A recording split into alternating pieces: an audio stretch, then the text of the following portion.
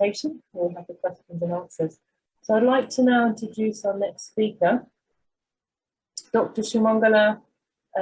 She obtained her PhD in chemistry, working as a postdoctoral research fellow in the Department of Hydrology in IIT Roorkee, Uttarakhand in India. She's also serving at Shitapani Saraswat Institute of Spiritual, Cultural and Science and Princeton Bhaktivedanta Institute of Spiritual Culture and Science in New Jersey, USA. And her topic today is on artificial intelligence versus natural intelligence. Thank you, Kapraditi. And I wish to offer my humble obeisances at the lotus feet of my divine master and my divine guardians. Om Agyanti Mirandhasya Gyananjana Shalakaya Chakshur Militam Yena Tasmai Shri Gurve Namaha. And I would like to offer my sincere thanks to the visionary and the chairperson of this conference, Shripad Bhakti Madhapuri Maharaj, and Shripad. I also offer my obeisances to Shripad Shanta Maharaj and Shripad Muni Maharaj. And I'm also very much thankful for the audience and the participants. Now, noise Muni Maharaj, I think you have to mute somebody. Some sound is coming other places. Those who are not speaking, you have to mute. From my computer. Yeah. Okay.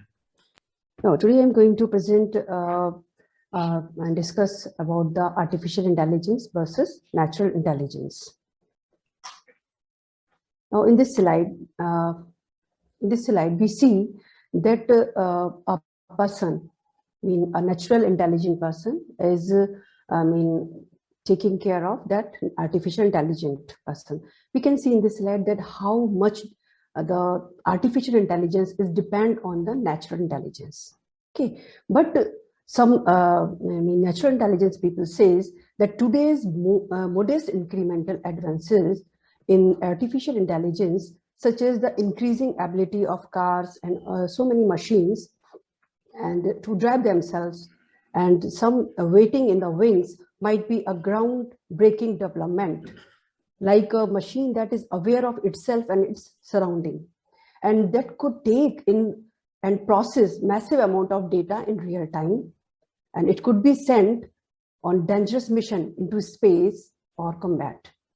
And in addition to driving people around, it might be able to even cook, clean, do laundry work, and even keep humans company when other people are not in surrounding.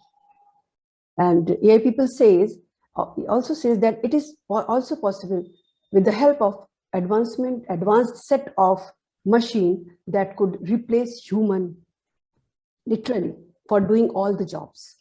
They say that would save humanity from doing loads of work, but it would shake many social foundations. A life without work, or if there will be only the games, play and amusement, etc., it may turn out to be the dystopia. I mean, you can say the destroying the humanity and the social system. But we see, is it possible? Let us see in our presentation. This is a article written by Rodney Brooks. He says that despite the fact that living systems are composed of non-living atoms, there seems to be limit in the current level of understanding within these disciplines in what is necessary to bridge the gap between non-living and living matter. He's confused also because he's not able to understand that what is that behind the living system which work. In the next slide, we see that Dr. T.D. Singh, he has written in one of his books the difference between the machine or the artificial system and the living system or natural intelligence, right? So what is the fundamental entity in the machine? It is electron, and in life it is soul, Atma. And what is the property of the machine? is charge, and in the case of life, it is consciousness. And law of interaction, in the case of machine, it is Coulomb force law and spin interaction. And in the case of life, it is law meditated through absolute consciousness.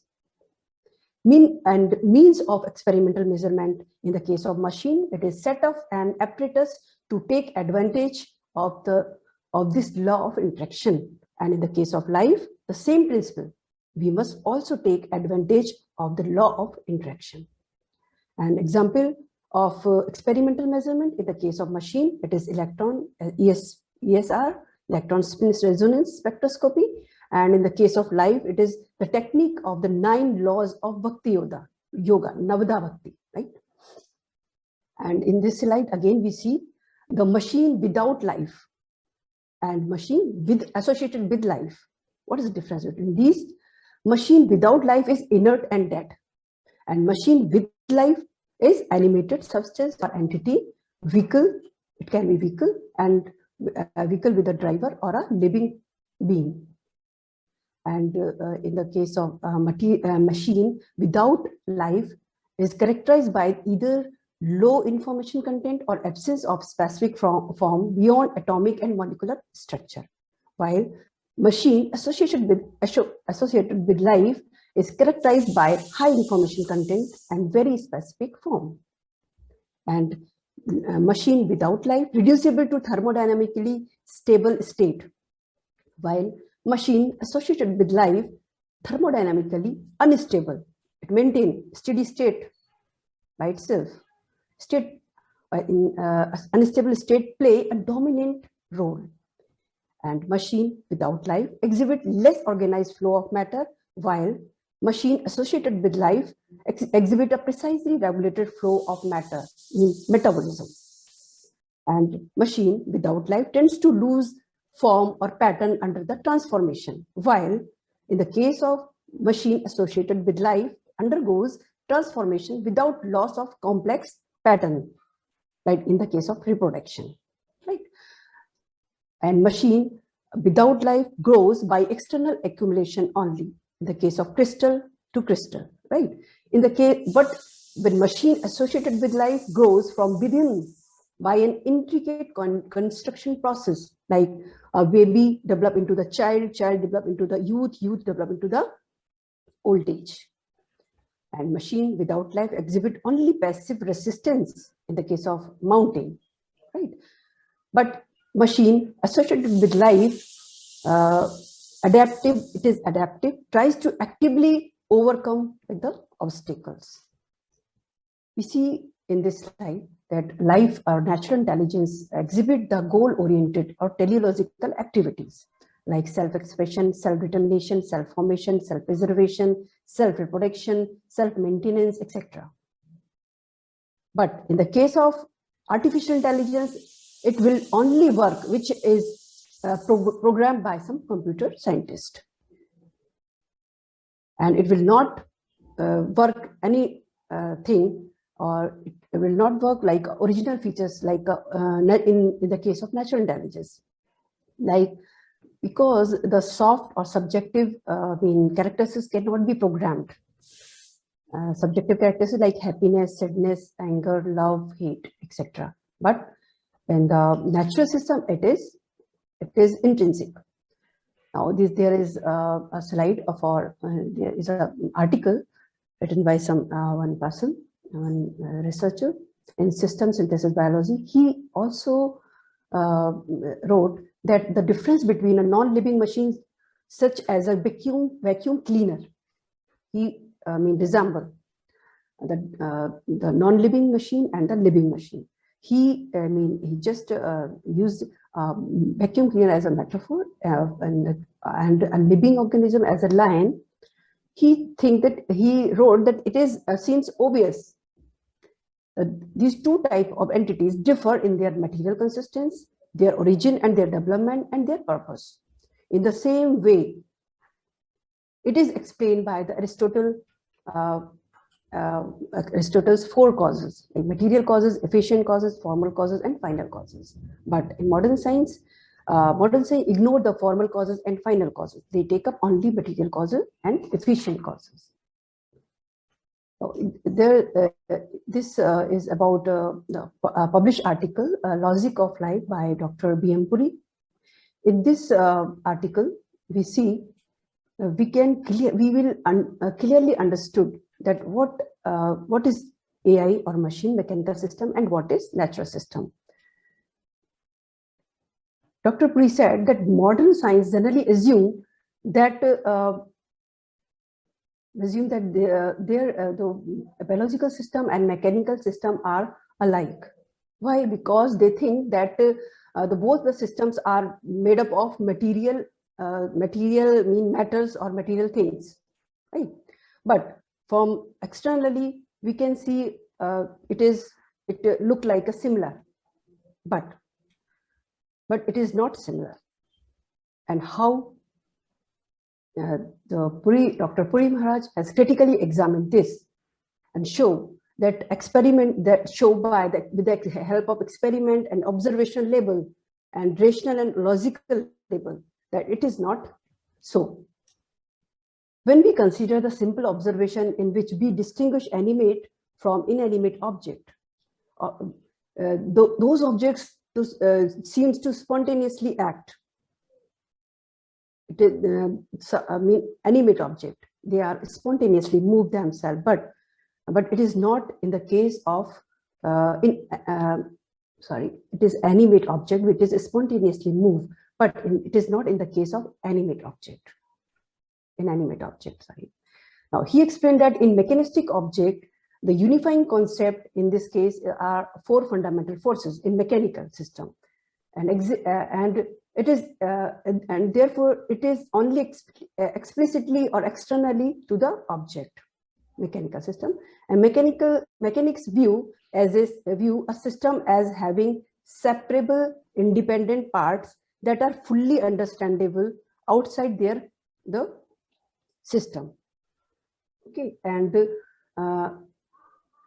but in the case of biological system are not like a mechanical system, and these parts, if we separate them or separate from a system, then that will totally destroy.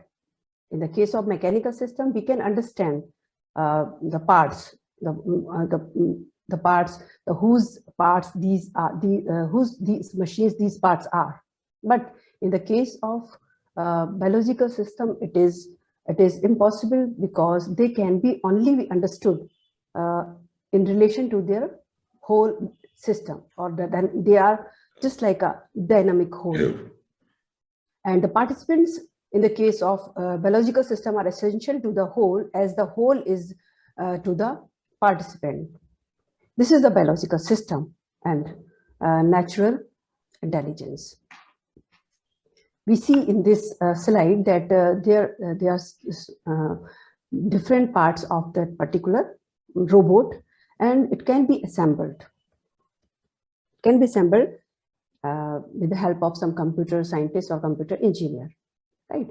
But in the case of biological system, it is not possible to assemble these separate parts into a person, because this is the fundamental difference between the mechanical or the machine or the artificial intelligence and the natural intelligence, that the biological organism can be only understood through their teleological characteristics. Right? In this slide, we see that some computer scientists see that a robot can be prepared by some deterministic physical laws, right? And a computer scientist can place the hands, the eyes, the head, and the legs of a particular robot in their own idea, right? Because in the case of robot, they are extrinsically purposive, external. It is also called external teleology. But in the case of organism or the natural, or we can see the natural intelligence or natural system or biological system, the information is inside the organism. And it is depend on the intrinsic teleology.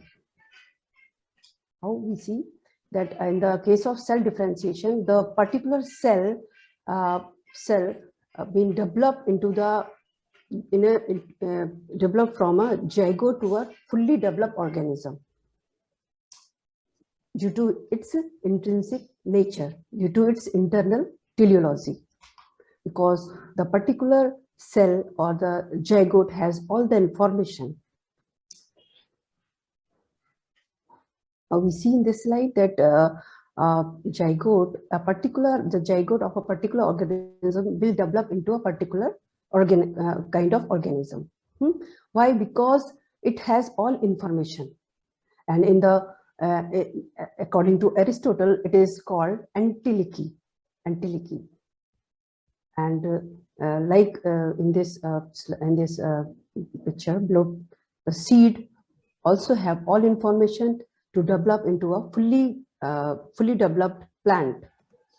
The seed of a people tree banyan tree will develop into a banyan tree, and the seed of a oak tree will develop into a oak tree, because it has all information inside their system, biological system. But in the case of artificial system or in robot do not have any information and any kind of teleological characteristics and quality that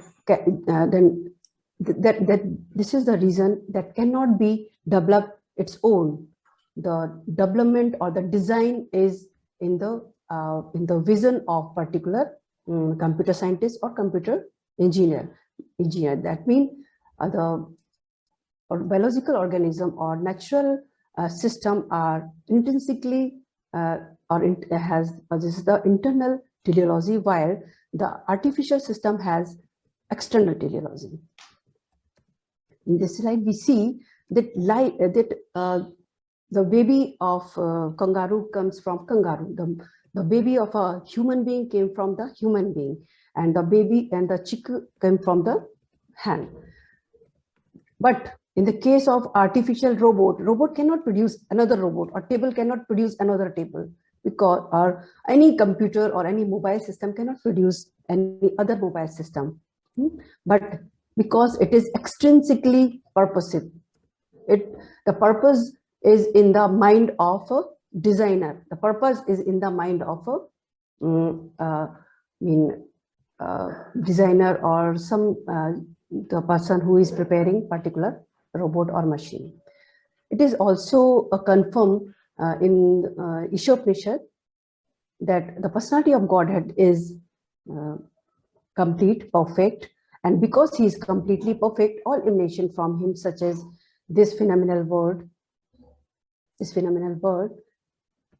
are perfectly equipped as complete whole. Whatever is produced of the complete whole is also complete in itself, because he is a complete whole. Even though so many complete units emanate from him, he remained the complete balance. And similar conclusion was made by Rudolf Virchow in 1858. Omnis cellula e cellula. In every cell come from a previous cell. And similar example is given by the Louis Pasteur in the law of biogenesis. He established the life come from life. And this is a scientifically verified law of experience that life is essentially cognitive, conscious, and consciousness and cognition can never be programmed and computed by any computer scientist or the world. It is explained here that consciousness and cognition cannot be simulated in any kind of advanced artificial system or artificial robot or artificial intelligence. Why? Artificial intelligence is not feasible to mimic these intrinsic characteristics of human or living system. like growth, reproduce, heredity, homeostasis, metabolism, cellular response, and these are features which show that a particular thing is alive. We see in this slide that in one picture there is a robot which is dismantled, and a seed which is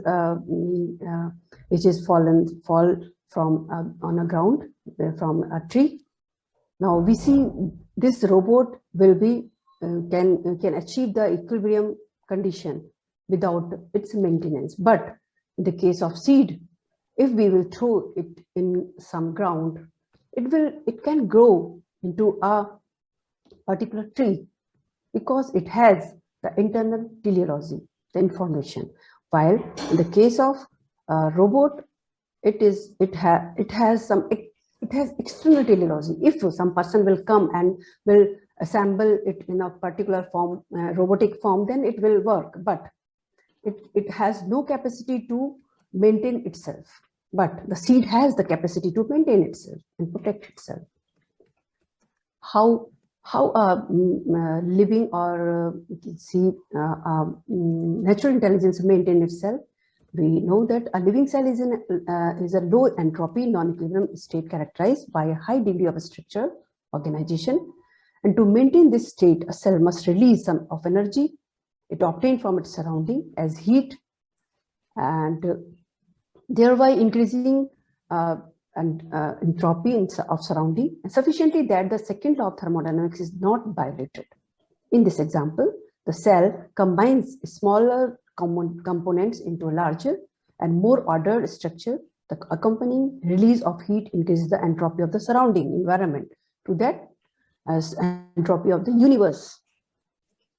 In the case of living system or in the natural intelligence is possible, but in the case of artificial intelligence, it is not possible because that artificial intelligence will cease towards it will attain the equilibrium state if it is it will remain unattended.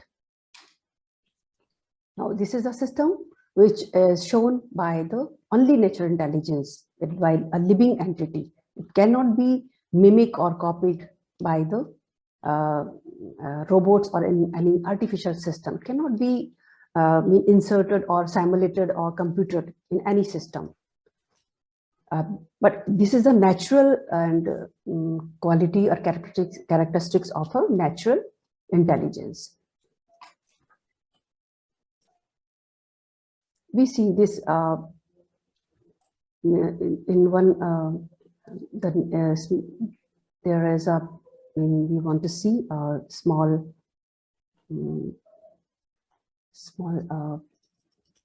video. This small video was about inner life of cell, how cells are intelligent to do their work. And the another slides is about molecular machine, ATP synthase, how ATP synthase know to transform the ATP to do all the work. Now, Dr. Barbara McClinton, as we know, and we have also seen in the slides of the presentation of Dr.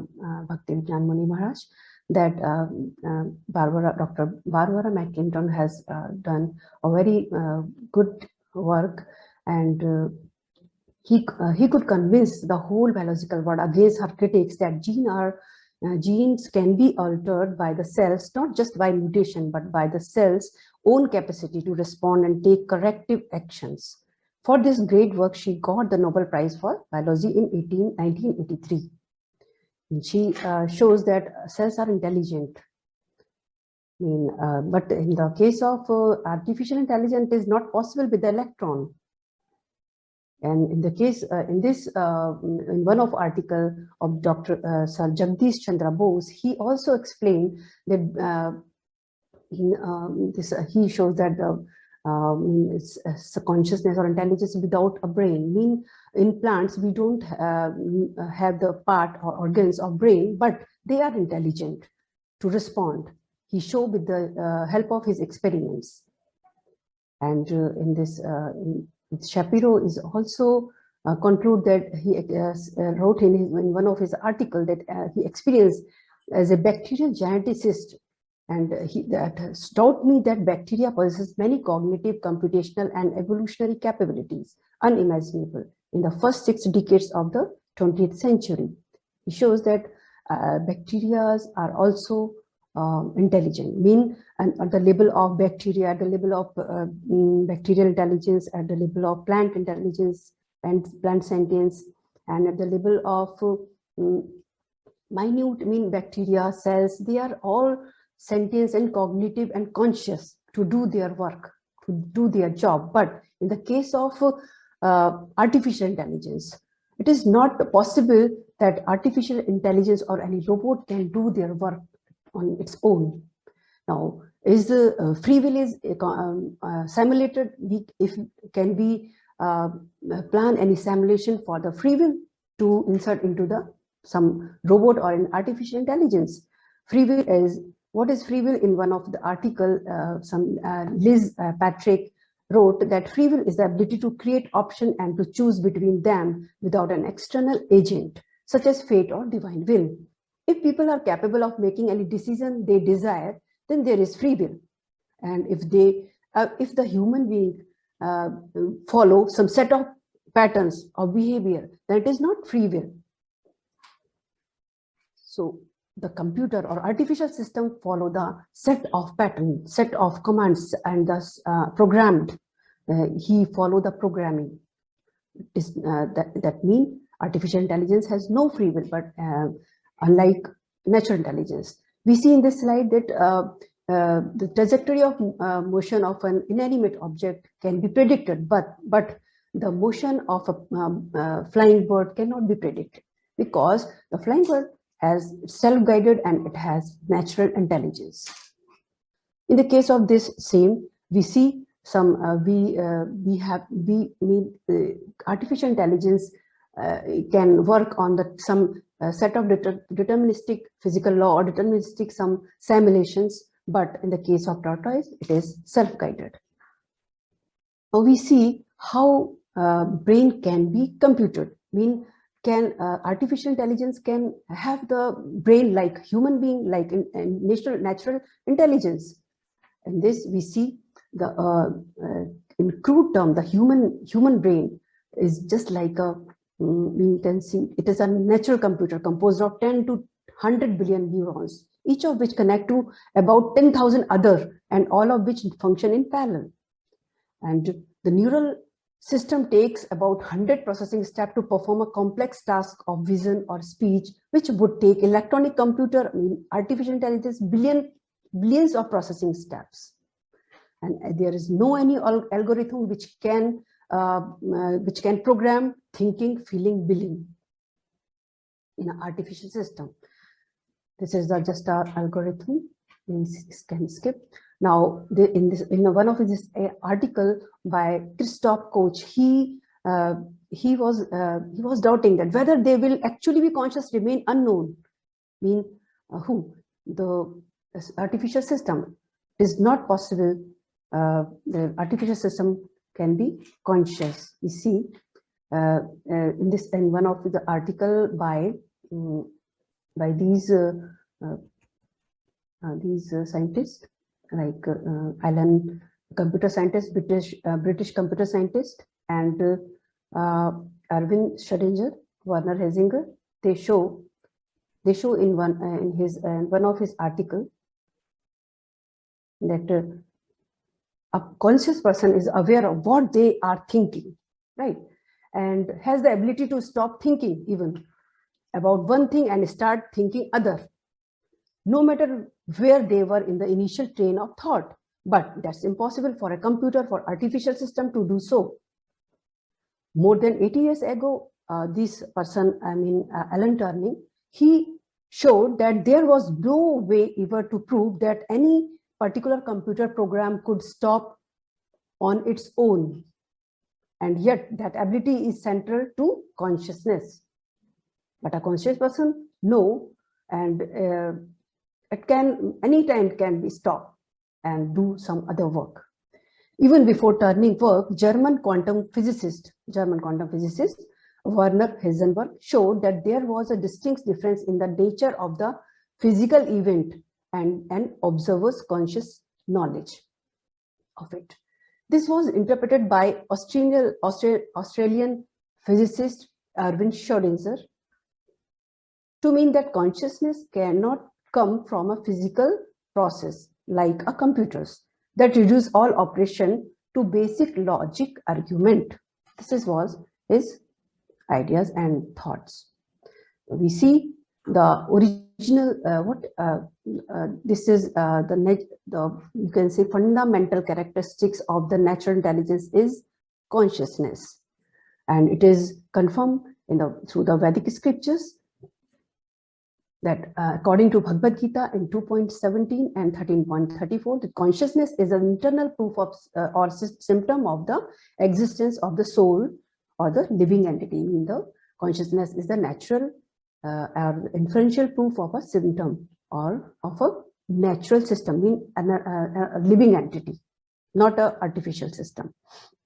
In this, Anthony Trevavis and František Valuska, he also stated in his articles that consciousness is in its many forms could well be ambiguous, even down to the simplest of organism.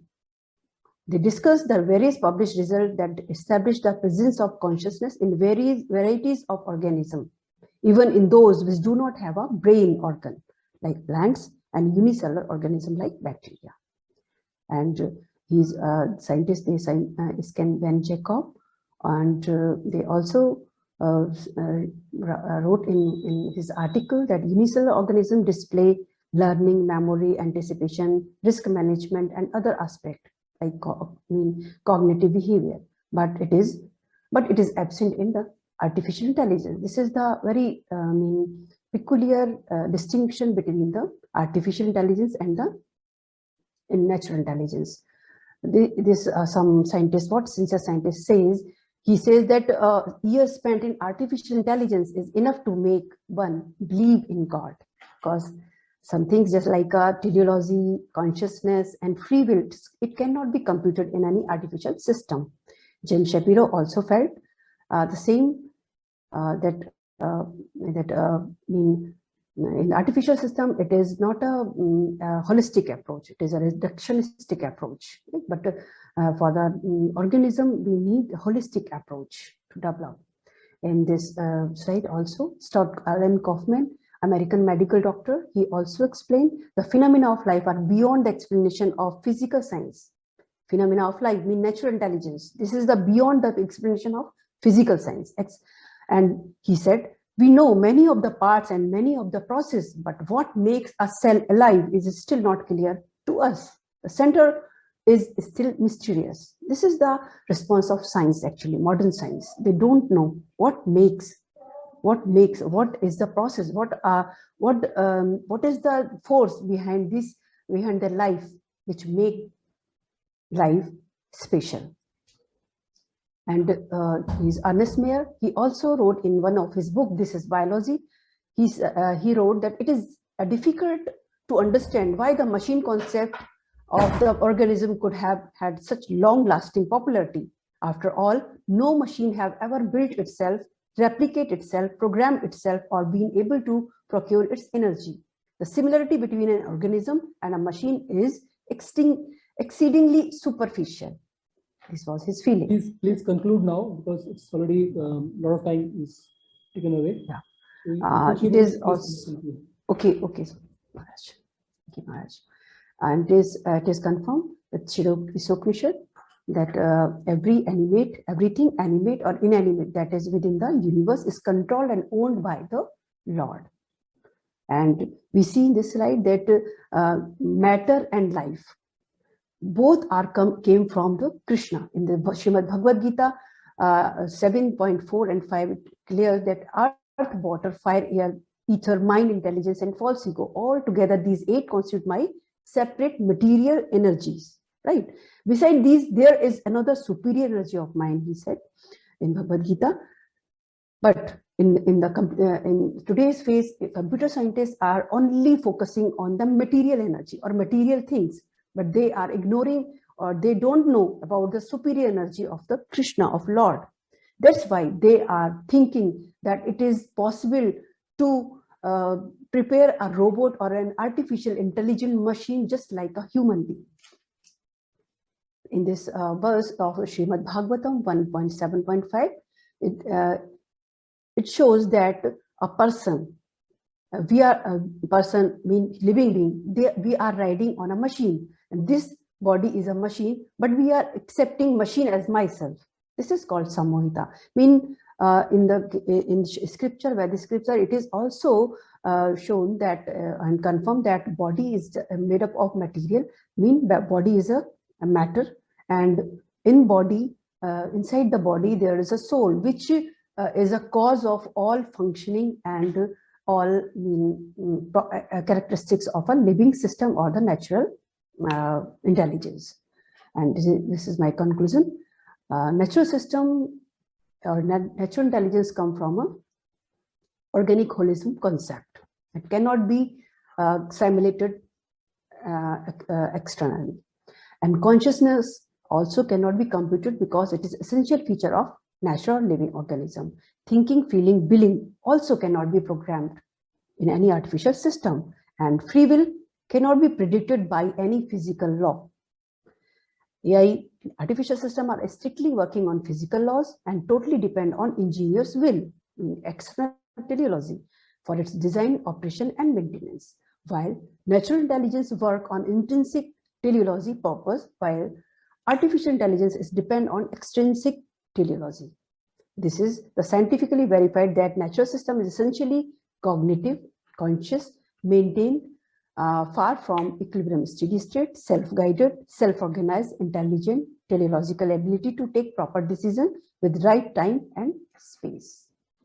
And my acknowledgement, I'm highly deeply indebted to Professor, to the Shri B.N. Acharya Maharaj and Dr. TDC, Dr. B.M. Puri, and Dr. B.N. Shanta, Dr. B.V. Muni, Dr. Chakravarti, and for their constant inspiration and insightful scientific guidance in the light of Vedic wisdom. The author also would like to offer our humble obeisances at the lotus feet of Supreme Cognizant Being. Without his causeless mercy, nothing is impossible. Thank you. Thank you for your patience. Thank you, Dr. Shimongala. Thank you, Dr. Shimongala Devi. All the speakers, Dr. Sandeep Mishra, Dr. Dash, and Dr. Jagannadam, as well as Dr. Shimongala, have made very erudite. And the presentation be removed from the screen. Yeah, they made very erudite points. So I'll just open the floor for just 5 minutes. Any question answers anybody can ask.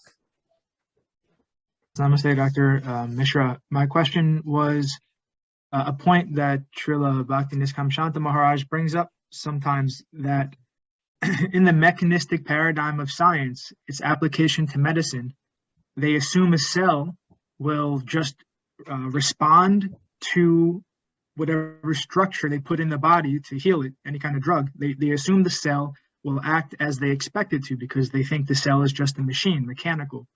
So they give it a structure, some kind of medicine, some kind of chemical compound. But the cell is alive and it's able to engage in spontaneous activity. The cell is able to use that chemical compound in a way that the scientists don't expect. And because of that, you have so many side effects from drugs. So I was wondering if you could comment on that drawback of the mechanistic paradigm and any comments you might have.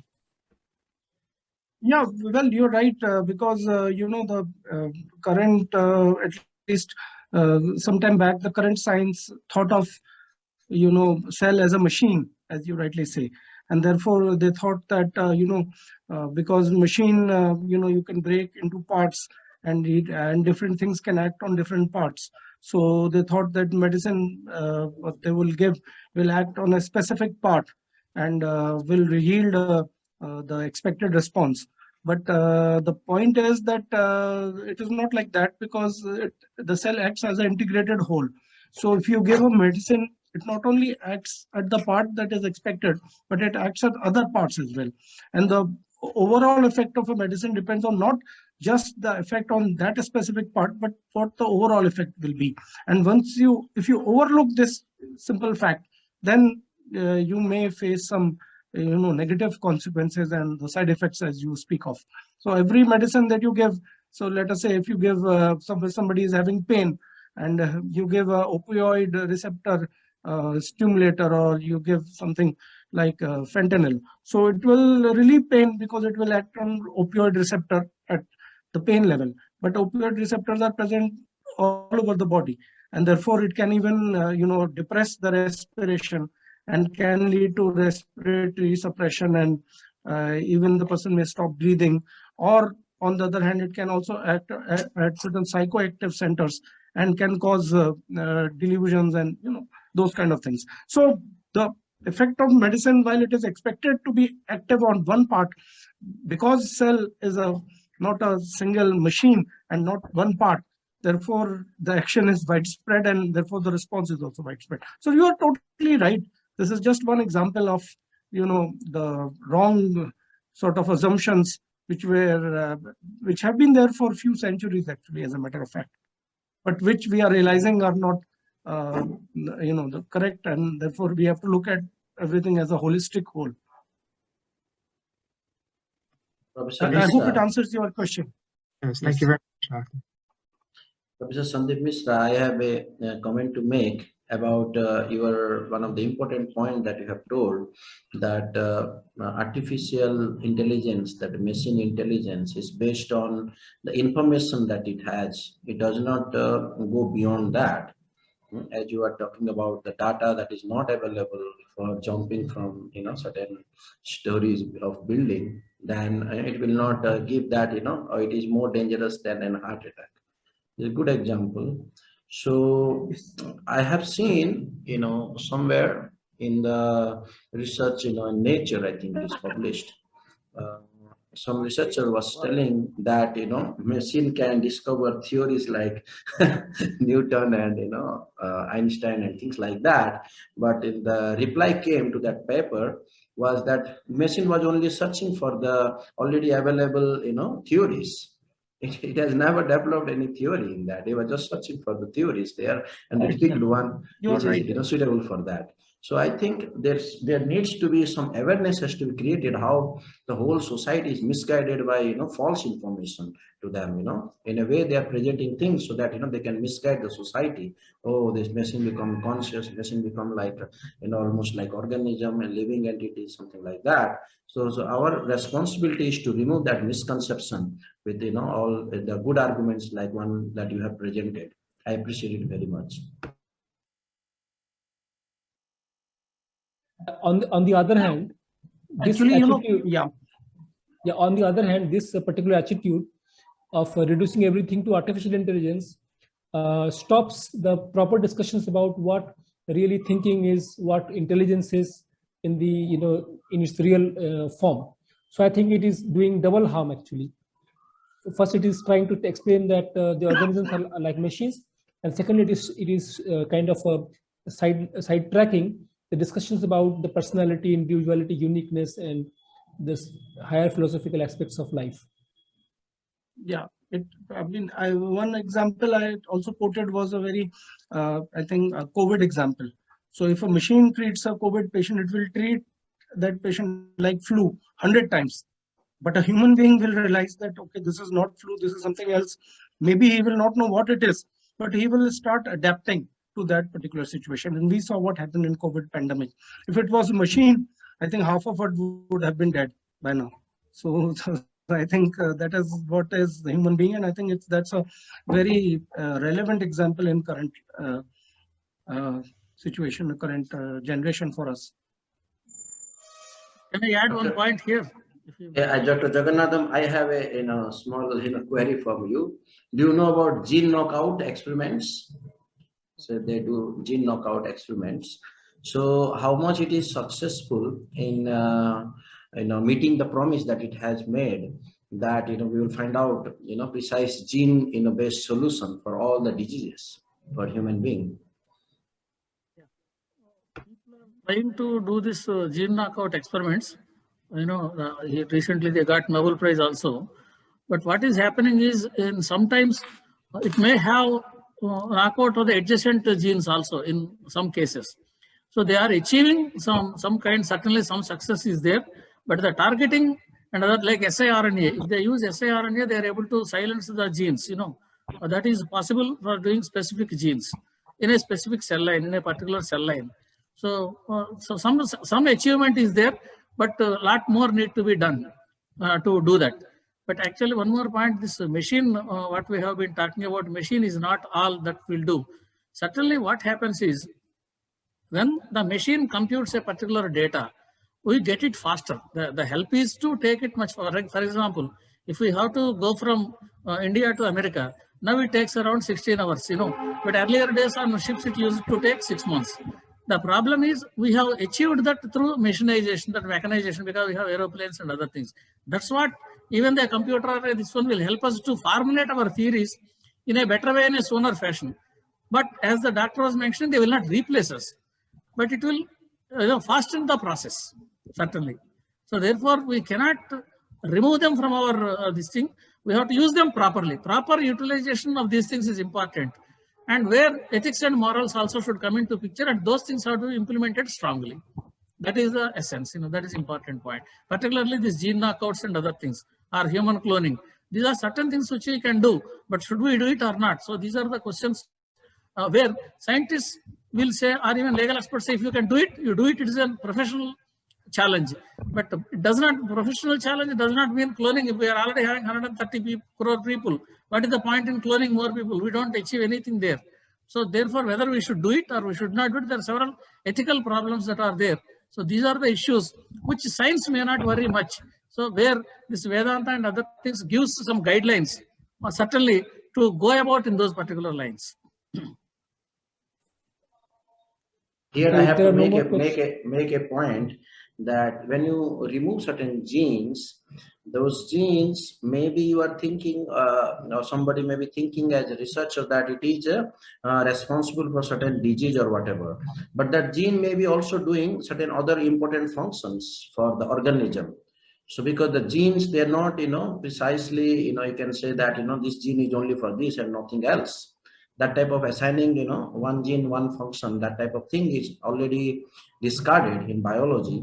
So how far we will be successful in, doing that type of gene knockout, studies, or some kind of, program-based, solution. There is some programs, some codes that can give us happiness, unhappiness, remove disease and all those things.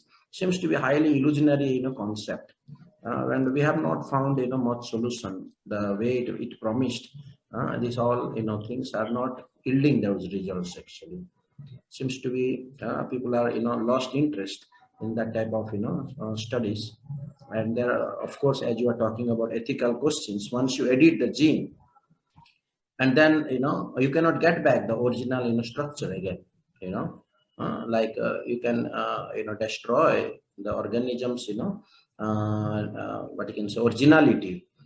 Then how can you get back that if you have some problem in future? That is another issue that is very important. What the issue here is, whether it is a gene knockout or whether it is used as a drug for an individual, or any of these interventions, clinical interventions that we have been doing, are based on the advantage and disadvantage. For example, when I have already given an example, an antibiotic, if you are using regularly, the bacteria will still infect because it becomes resistant to this. So here what they do, for example, a vaccination in COVID situation, vaccination also will give you breakthrough infection. So should we take a vaccine or not? What are the parameters considered here to take a vaccine is the advantage that we have over the disadvantage that is.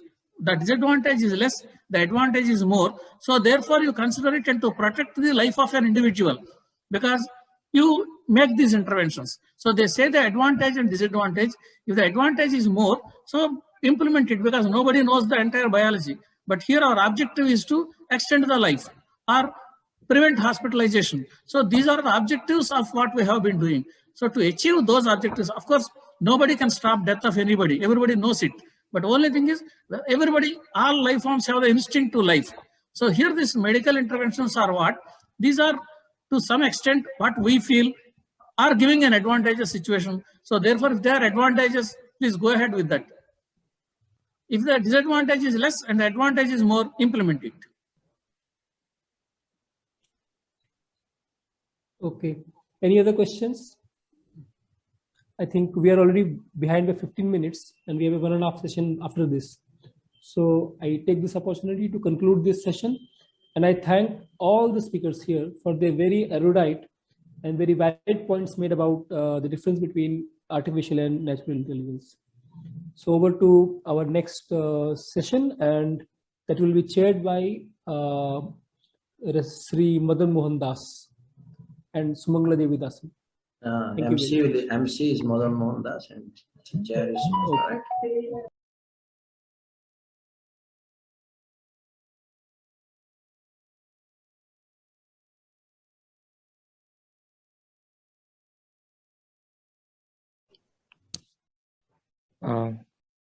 Thank you all for joining this. This is the session 3, and this session, the title of this session is Young Scholars. So I'll take this opportunity to welcome the chair of the session, and the session is going to be presided by the chair, Dr. Shimongala, and she has obtained her PhD in chemistry, working as a postdoctoral research fellow in the Department of Hydrology, IIT Roorkee, Uttarakhand, India. She is also serving at Sri Chaitanya Saraswat Institute of Spiritual Culture and Science and Princeton Bhaktivedanta Institute of Spiritual Culture and Science, USA. Our first speaker is Sriman Krishna Keshav Prabhu, and he is assisting Sripad Bhakti Madhapuri Maharaj at Princeton Bhaktivedanta Institute of Spiritual Culture and Science, New Jersey. And his topic is computer brain. And I welcome to Sriman Krishna Keshav Prabhu. Please start your talk. So first, my humble respects to all of the participants, to the scholars, to the devotees. Vanchakalpa Tirubhyascha, Kripa Sindhu Bhyevacha, Patitanam, Pavanebhyo, Vaishnavebhyo, Namo Namah. I'll be talking about the relationship and comparison of minds and computers. The name of the talk is Minds Compute, Computers Don't Mind.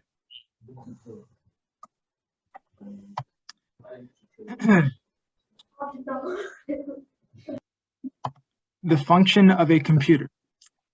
Computers have the capacity to process data.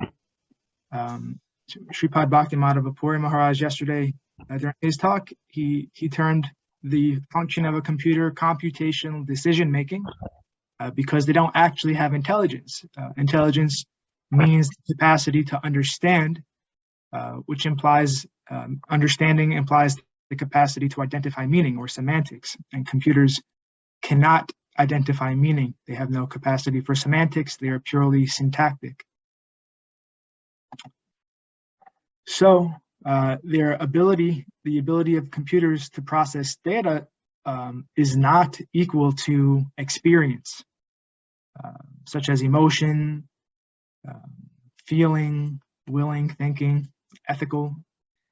So computers don't experience that at all. They are not intelligent. The function of a mind is experiential processing, thinking, which is cognition, feeling, which is emotion, and willing, which is volition. Also, the mind, a personality has the capacity for subjective decision-making. The mind is influenced by intelligence. It has the capacity for both syntactic computations, like a computer, but it also has the capacity for semantic discernment, to discern what the meaning of something is. Actually, true intelligence or understanding is employing thinking, feeling, and willing. One method of this experiential processing is memory. Data storage and retrieval, which is essentially memory, exists in both computers and minds. However, computers lack the capacity to process subjective responses associated with the meaning of data. Also, different meanings from the same data. You might have one data set, just some syntactic information, but semantically that single data set may have multiple meanings, and a computer cannot discern those meanings. Like Srila Shanta Maharaj was saying, it has no capacity for innovation. It can't process that. Also, it's very evident to all of us here, I think, that to remember something in a subjective way is to experience emotion. It's not just you're recalling some data, it's the emotion from the recollection of the experience in which you received that data. So the experience of memory reveals the mind-body connection. Not that memory lies both in the cognitive system and in the environment, as some say, which implies that memories have some objective existence with being for self. Memories are purely subjective experiences. These subjective experiences may exist among a collective consciousness, among a collection of individuals, or the memory may exist just within a certain individual. But this, the way memory is embedded within individuals reveals the inherent connection between the mind, res cogitans, as Rene Descartes termed it, and also the environment, the external environment, or res extensa, which is matter, that which is extended in space.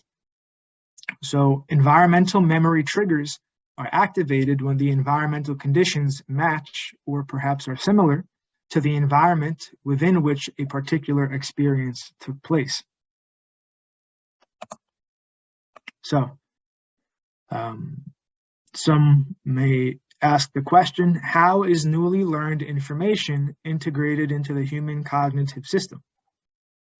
So new information and the meaning or meanings which the information symbolically expresses is integrated within a person, a whole, through the dynamic interplay between the mind's capacities of thinking, feeling, and willing, and the unique inputs or qualities of the environment. So yesterday, during the first day of the conference, we had some invocation. The first verse, or the invocation from Sri Ishopanishad, Om Purnam Ada Purnamidam Purnat Purnam Udachate Purnasya Purnam Adaya Purnam Eva Visishate, saying that the organic whole, the absolute, remains the complete whole, while also causing other wholes which emanate from it. So it remains whole, and it gives birth to wholes, and or produces wholes. And these wholes are alive. And one of the processes of life that we can perceive is this capacity for metabolism, where the living entity is, through its subjective experiences, is taking from the environment what it needs to continue to maintain its existence. So we might be able to make a comparison here with the way new information is integrated into the human cognitive system, where based on the relationship with the environment and the subjective capacities of thinking, feeling, and willing, the living being is learning about the environment. And then one may ask, how does information which is acquired a long time ago bear consequences on the present thinking and behavior? So that information which we learned a long time ago, the meanings imparted by that information will persist to the degree in which they are relevant, and to the degree which those old meanings are still relevant to our current purposes, facilitating our positive progression on the path of self-determination or self-realization. In the Vedic school, especially as taught by Sri Krishna Chaitanya Mahaprabhu, that path of self-realization, of self-determination, is realized in the verse Jivera Svarupoi Krishnara Nityadas, meaning the self is realized when it recognizes itself as an eternal servant of Krishna, of the Absolute. We also find more evidence for this line of thinking in the Vedic scriptures from Sri Brahma Samhita. Ishvaraha Paramaha Krishnaha Satchidananda Vigraha Anadir Adir Govindaha Sarva Karana Karana. Krishna, who is known as Govinda, is the supreme Godhead. He has an eternal blissful spiritual body. He is the origin of all. He has no other origin, and he is the prime cause of all causes. Also from Bhagavad-Gita, chapter 15, text 15, Sarvasya chaham hridishani vishto matas mritir jnanam apohanam cha vedais cha sarvair aham eva vedyo vedanta krid veda vid eva cha. Krishna is saying, I am seated in everyone's heart, and from me come remembrance, knowledge, and forgetfulness. By all the Vedas I am to be known. Indeed, I am the compiler of Vedanta, and I am the knower of the Vedas.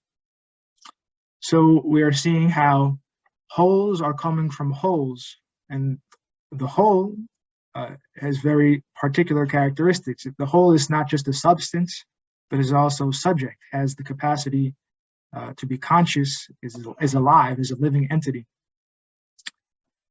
So in this way, the individual, as we experience ourselves in our day-to-day life, we are learning new things, moving forward in our life based upon our realization of our purpose, and we are interacting with our environment in an appropriate way.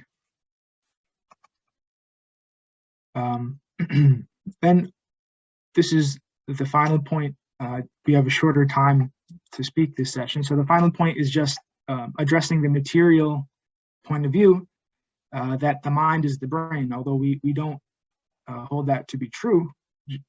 But we can address that perspective and show how AI and robots are still vastly inefficient when compared to the brain, if we're going to assume that the brain is the mind. Because as we're talking about, wholes are coming from wholes in this living reality, and through that living reality, the process of life and the creation of matter, we always are emphasizing that not only life comes from life, but matter comes from life. That matter is coming in a super efficient way and is operating in a very productive and efficient way. And when humans try to replicate that, it becomes, they might be able to do it to some extent, but it becomes not, well, they can't create life, but when they try to create matter or make matter act in a way which serves their needs, it becomes very inefficient and it's not so productive. So some comparison is with these robots, right? You need an entire lab with 5 engineers to create one robot. But to create one brain, to create one person, you just need 2 parents, and you don't need a whole lab. And also the size, the specific size. If you're going to say the brain is the mind, the brain is, pretty small compared to a computer and its charger and a new battery and the electrical system which is necessary for you to have power on your computer. Right, that's all pretty large and gross, and the brain is pretty efficient, and it can do a lot more than the computer can do. So from many different angles of vision, we can see that AI and robotics, which are just products of human effort, are not comparable to natural intelligence, which is the product of the living process, of the conscious living process, which exists within an organic whole. So we are only able to have this opportunity to reflect on these things ourselves and try to share about them by the grace of our Guru Varga, by the grace of the Vaishnavas. Om Jnana Timirin Hasya Jnan Jana Salakaya Chakshur Unmilitam Yena Tasmai Shri Guruve Namaha.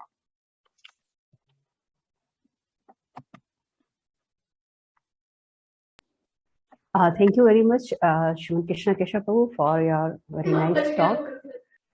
Yeah. Now, I'm welcoming to Professor Panda from is from IIT Mumbai. It's from the Department of Humanities and Social Sciences. Professor Panda is going to talk about the challenge of sharing content, a reflection on learning with intelligent machine. And I request to Professor Panda, please begin your talk. Thank you, Madam Dr. Shimongala ji, and I express my gratitude to Bhakti Nishkam Shanta ji and Bhakti Vigyan Muni ji for giving me this opportunity, and also making me available at this hour.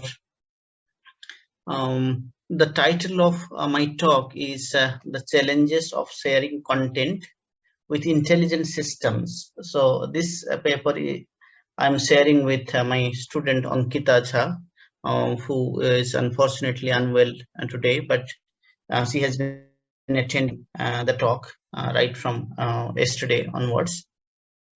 So I would like to read out some basic ideas on which we have started our discussion, and some of the important points have already been highlighted about syntax and semantics, whether computers can think, and whether computer can make an intelligent response. So most of us are aware of the basic difficulties in accepting such a proposition. But without wasting some time, I'll just read out. Maybe in the course of discussion, things will be much clear. Sometimes or other, we all have struggled in our interaction with Alexa or Siri. And as and when we are left with Alexa's or Siri's response that I do not know that one, we know that Alexa depends on primarily computed data stored and shared. Computational activities are part and parcel of machine learning. Alexa and Siri, being learning machines, they compute data while interacting with us. The syntactic engine in the learning machine collects the information from the receiver's end and store them adequately to make an intelligent response while being engaged with us. Learning machines are intelligent tools, as they can be deduced something having raised as a question. However, we also know that Alexa and Siri are artifacts. They do not genuinely think while responding that I do not know. Nevertheless, sometimes if Siri or Alexa responds to us, making a minor correction or voicing to us, "Are you looking for X?"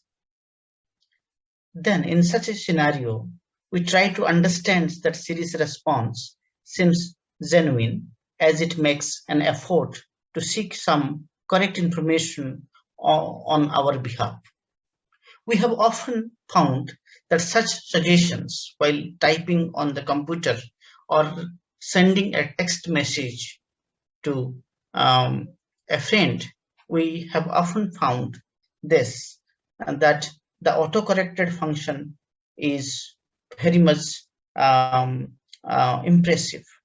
The function impresses us with the intelligent feature of an artificial system.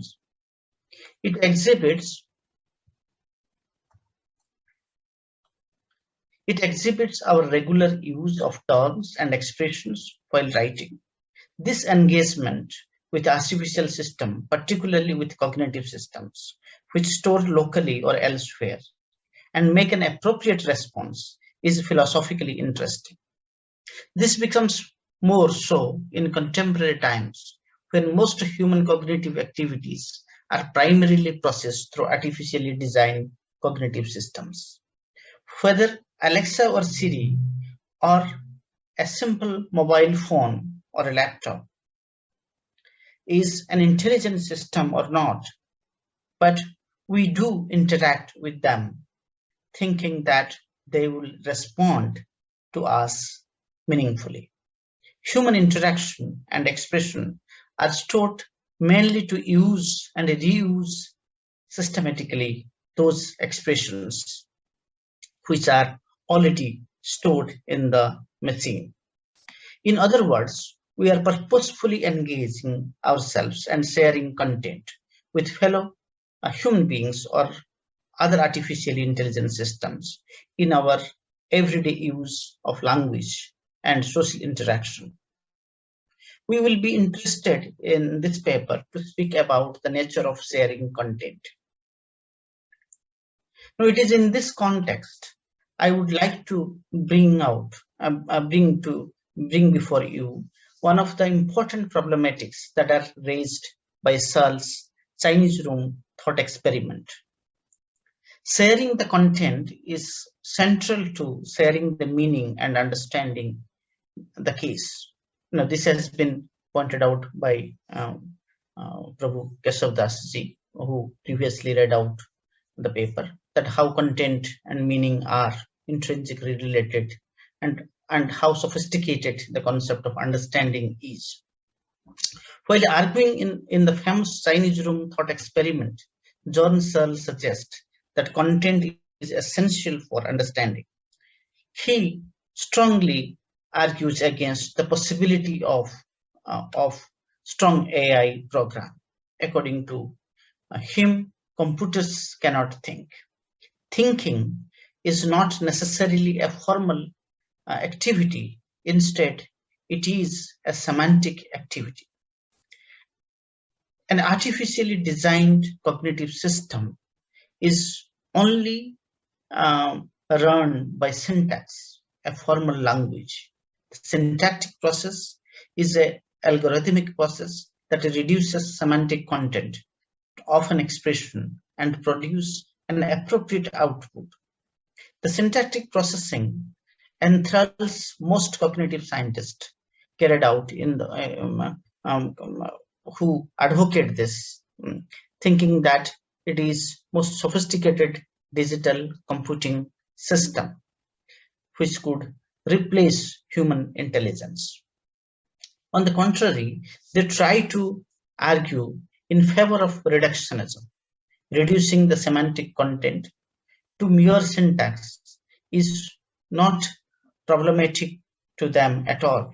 Instead, they are championing this idea that human intelligence can be replaced eventually by the success of artificial intelligence. So one of the famous philosophers of cognitive science, following Marvin Minsky's idea of strong artificial intelligence program, and many others, is Daniel Dennett, and Abhishek would speak about Dennett on intelligent tools. So there, they are not. They in fact are used for reductionism, and they think that that is one of the suitable way to maintain their thesis. So they don't take reductionism as a kind of a is a wrong thesis or a malicious thesis. So that is the basic approach, and every one of us, I think, mostly share here that idea. Instead, they are championing the idea of human intelligence, which can be replaced eventually by the success of artificial intelligence. However, this replacement undermines a bundle of conceptual issues. And this is with reference to Searle's books, Mind, Brains, and Science in 1984 by Harvard University Press. So some of the conceptual issues which Searle finds are to be addressed, and the cognitive scientists have, or the reductionists basically have ignored such a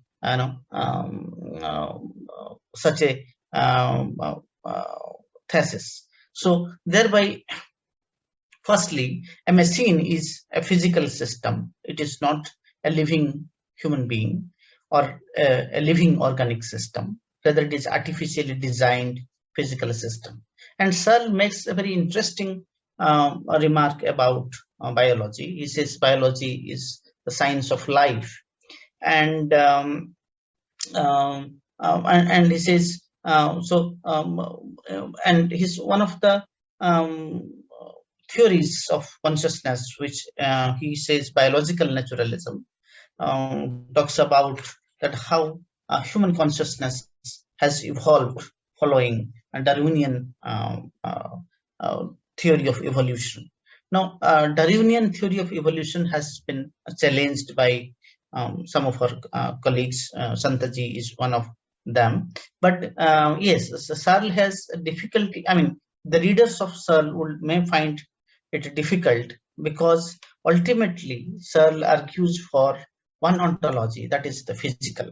Okay, so there Searle could be criticized because though Searle is saying that artificial intelligence system is merely a physical system, and that is different from a living human organic system, still in Searle's theorization of consciousness, his theorization of biological naturalism, ultimately talks about an ontology which is physical in nature, because Searle speaks about 3 layers of ontology. I think before I read out the other things, I must make it clear. When Searle speaks about ontology, Searle speaks about 3 different layers of ontology. One at the level of the physical, where he talks about the existence of truth facts. Another at the level of the mental, where he talks about subjectivity, intentionality, and dozen of other features that constitutes conscious experience. The third one is at the realm of the social. So he is one of the founder. I mean, what you called. He was one of the founder of this school of thought called social ontology. He coined this idea of social ontology, thinking that the social scientists have not spoken about the ontology of society. So what constitutes the ontology of society is basically the collective intentionality, and so that collective, and how does the collective intentionality get formed? That debate could be discussed when we talk about human intelligence, because human intelligence is not confined to only what we are doing and what kind of thing I say to Alexa, but what is this Alexa, and how such a social institution called cloud computing, or many such institutions which we have established today for our day-to-day activities could be addressed. So that question can be addressed a little later. But so therefore, when we say that Searle could be criticized, but we need to see also the profundity in which Searle is addressing this question of human life, and how human life is important and it is irreducible to the life of an artificial system. Secondly, though it shows the artificial intelligence system shows intentional responses, still intentionality is a biological property for him, and more importantly, it is intrinsic to consciousness so far as human linguistic behavior is concerned.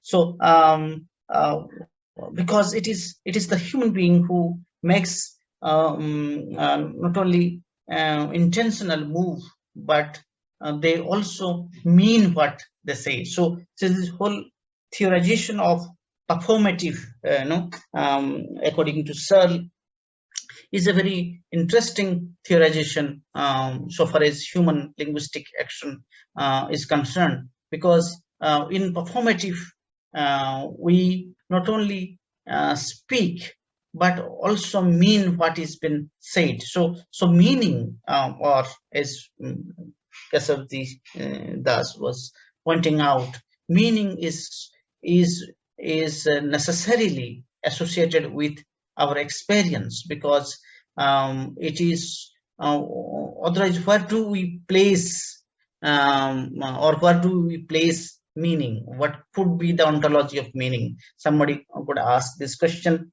because when we talk about computational linguistic processes, there we also find there is a glitch in explaining content. So it is in that it is with reference to that one could think of how human beings not only perform activities but also constitute principles which are useful, or rules which are useful for making institutions, as I was talking about how institutions are formed through collective intentionality. So intentional responses are not just being individualistic in nature, but also collective, according to Searle. So when we map human intelligence, we also need to map that how I'm connected to the other. So this connection is is very, very significant, because human life, human life is very profound and complex. Profound in the sense that, as Lady Wittgenstein once remarked, that if this is one of the very interesting remark often quoted by others, and I think this is very relevant to point this out here, that if the lion speaks, then what would you do? This is a question which Wittgenstein evokes. He says, I would run away because I'll not understand what the lion speaks. Dennett, when he is responding to this question, he says, I would understand the lion better. Now, there are two different approaches. One perspective which we get from Wittgenstein's account is that I would run away because the form of life in which human beings are inhabiting and the human beings have formed is there. A species like lion will not share any of its content. So it's like the Kuhnian paradigm, where the Newtonian mechanics will not have any important role to play when we talk about quantum mechanics. So they will, the form of life of lion and the form of life of human beings are two different types of forms of life. But Searle is making a very interesting claim here, that he says, of course, animals do not think, but animals do express intentionality, and that they minimally think. Some animals minimally think, but when it comes to human beings and human conscious intentional actions, in such cases, he would say that human beings are very sophisticated because they can make performative actions. So, say for example, they can declare, they can promise. So when I make a promise, I fulfill that promise, or I don't fulfill it, and accordingly, the condition of satisfaction or displeasure is generated. So the concept of trust.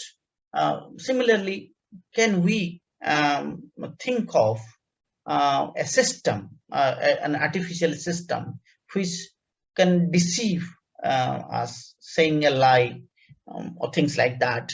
So will lie have any meaning in artificially intelligent systems. So I think that would be one of the interesting point to map human intelligence, that how do we pretend, and what is the meaning of pretension in human form of life, and what could be the meaning of pretension in the case of Alexa, Siri, or Sophia, like robots which are part of our society.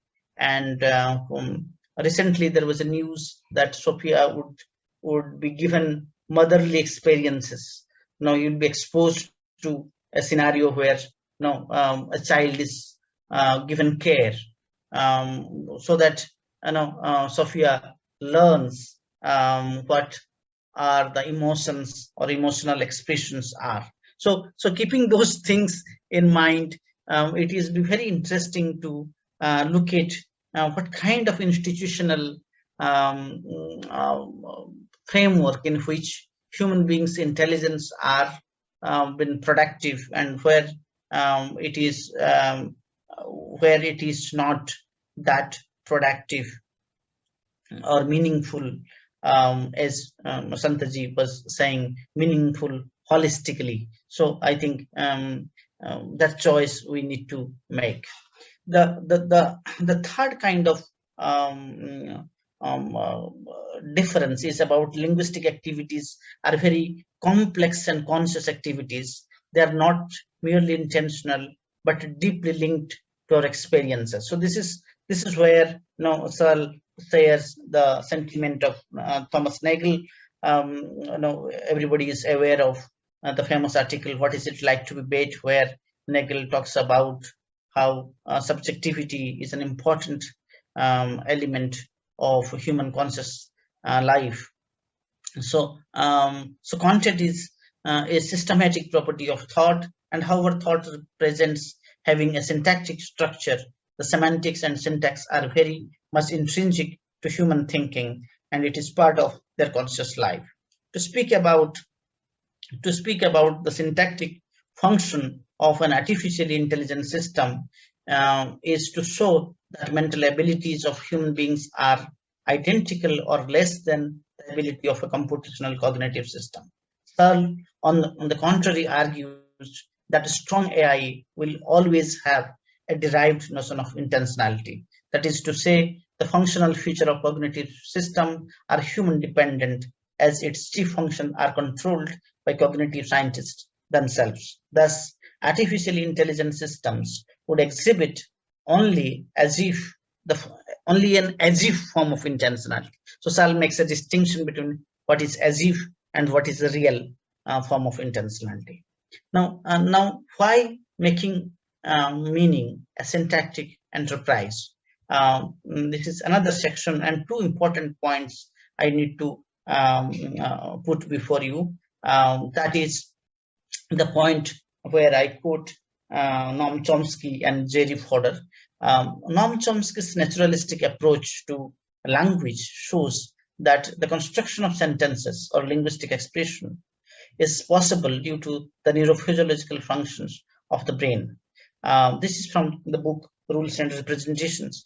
So language has nothing to do with consciousness. Rather, I quote Chomsky, who writes, "Language is generated by a system of rules and principles that enter into complex mental computation to determine the form of the meaning of a sentence. These rules and principles are in large measure unconscious and beyond the reach of potential consciousness. Our perfect knowledge of language we speak gives us no privileged access to these principles. We cannot hope to determine them by introspection or reflection from within, as it were," unquote. It is evident that here the syntax governs the linguistic expressions, and it is not necessarily conscious. The syntax is the underlying generative principles that formulates language and linguistic representation. The question of consciousness does not arise concerning the structure of language. Jerry Fodor, I'll come back to this idea of what is potentially conscious and what are the notion of privileged access. I think these are all very, they're full of these concepts are very, very meaningful, referring to Descartes' idea of introspection, privileged access, etc. So if there is a question, one can always address them. But look at what Jerry Fodor, who was also been deeply influenced by Chomsky, writes.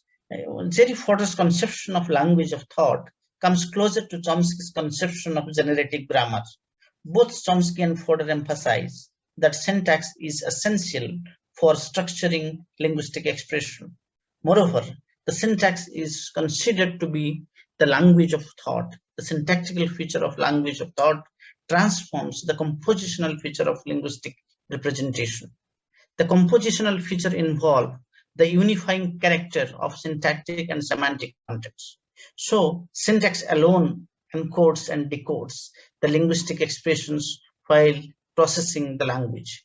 The cognitive structure of an artificially intelligent system exhibits the function which Fodor calls a symbolic cognitive architecture. A symbolic structural function determines the intentional content of the propositional attitudes and its operation of the brain's neural processes. There is undoubtedly a causal relation that is assumed while theorizing the reduction of content to the level of syntax. The neurological properties of brain processes are further explained with the help of the physical laws. More importantly, an intelligent system's productivity and consistency is forming. May I request to Professor Panda, please conclude within 5 minutes. I will in 2-3 minutes, for sure. Thank you. The neurological properties of brain processes are further explained with the help of physical laws. More importantly, an intelligent system's productivity and consistency in forming linguistic expression ultimately treat human linguistic abilities as unconscious. Thus, both Fodor and Chomsky nullify consciousness or conscious mental abilities as a source of linguistic abilities. Why reductionism takes us nowhere? Particularly when we look at the computational linguistic process of or the function of machine language, we realize that it is strictly conventional in nature. It is functional in a limited way. Its function according to the information given to the system by a human agent at a given point of time, which can be updated. Machine language, as used in AI or artificial intelligence systems, cannot often recognize. The word recognition is a very important concept. Cannot recognize the aspect of intention or intentional content, which is an essential component of natural language semantics. Thus, it can be seen that AI systems cannot grasp or understand how natural language is really used.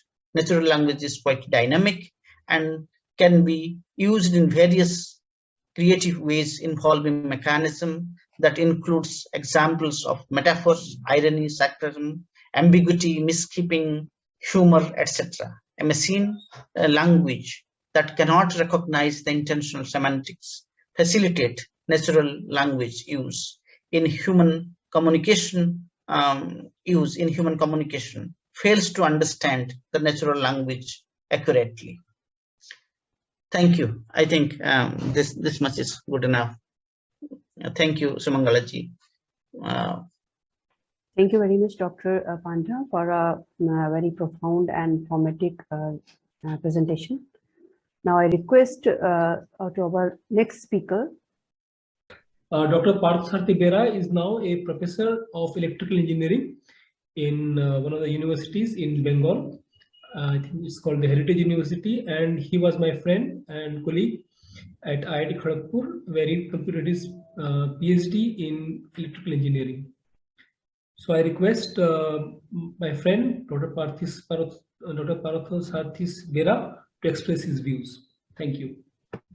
I want to thank Bhakti Niskam Santo Maharaj and Bhakti Vigyan Muni Maharaj for giving me an opportunity to present my work Please go to the next slide.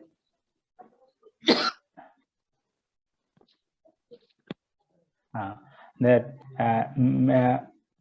want that intelligence I want to classify in three classifications. One is logical intelligence, another is intuitive intelligence, and it's spiritual intelligence. That logical intelligence is that intelligence related to when a student is learned from the education institute, the teacher teaches this process. When teacher teaches a student, he want to make this thing logical so that student can understand this. This is logical intelligence. Even when we communicate with anybody, we have to say logically. The logical intelligence. Logical intelligence is the primary condition for learning. Next level is intuitive intelligence. Intuitive intelligence is the ability to understand the quality of art, music, aesthetics, ability to solve the numerical of a student, and what scientists can discover or invent. That is also in the we can classify it in the intuitive intelligence group. And last one is spiritual intelligence. Spiritual intelligence is the human capacity to ask questions about the ultimate meaning of life and integrated relationship between us and the world in which we live. Example is Guru teaches and empowers the disciple. I want to trace the word empowers, not only teaches. That's why this is spiritual intelligence. Disciple about the ultimate meaning of life. That is ultimate meaning of life. In Brahma Sutra, it is first slok, Athato Brahma Jigyasa. Please go to the next slide.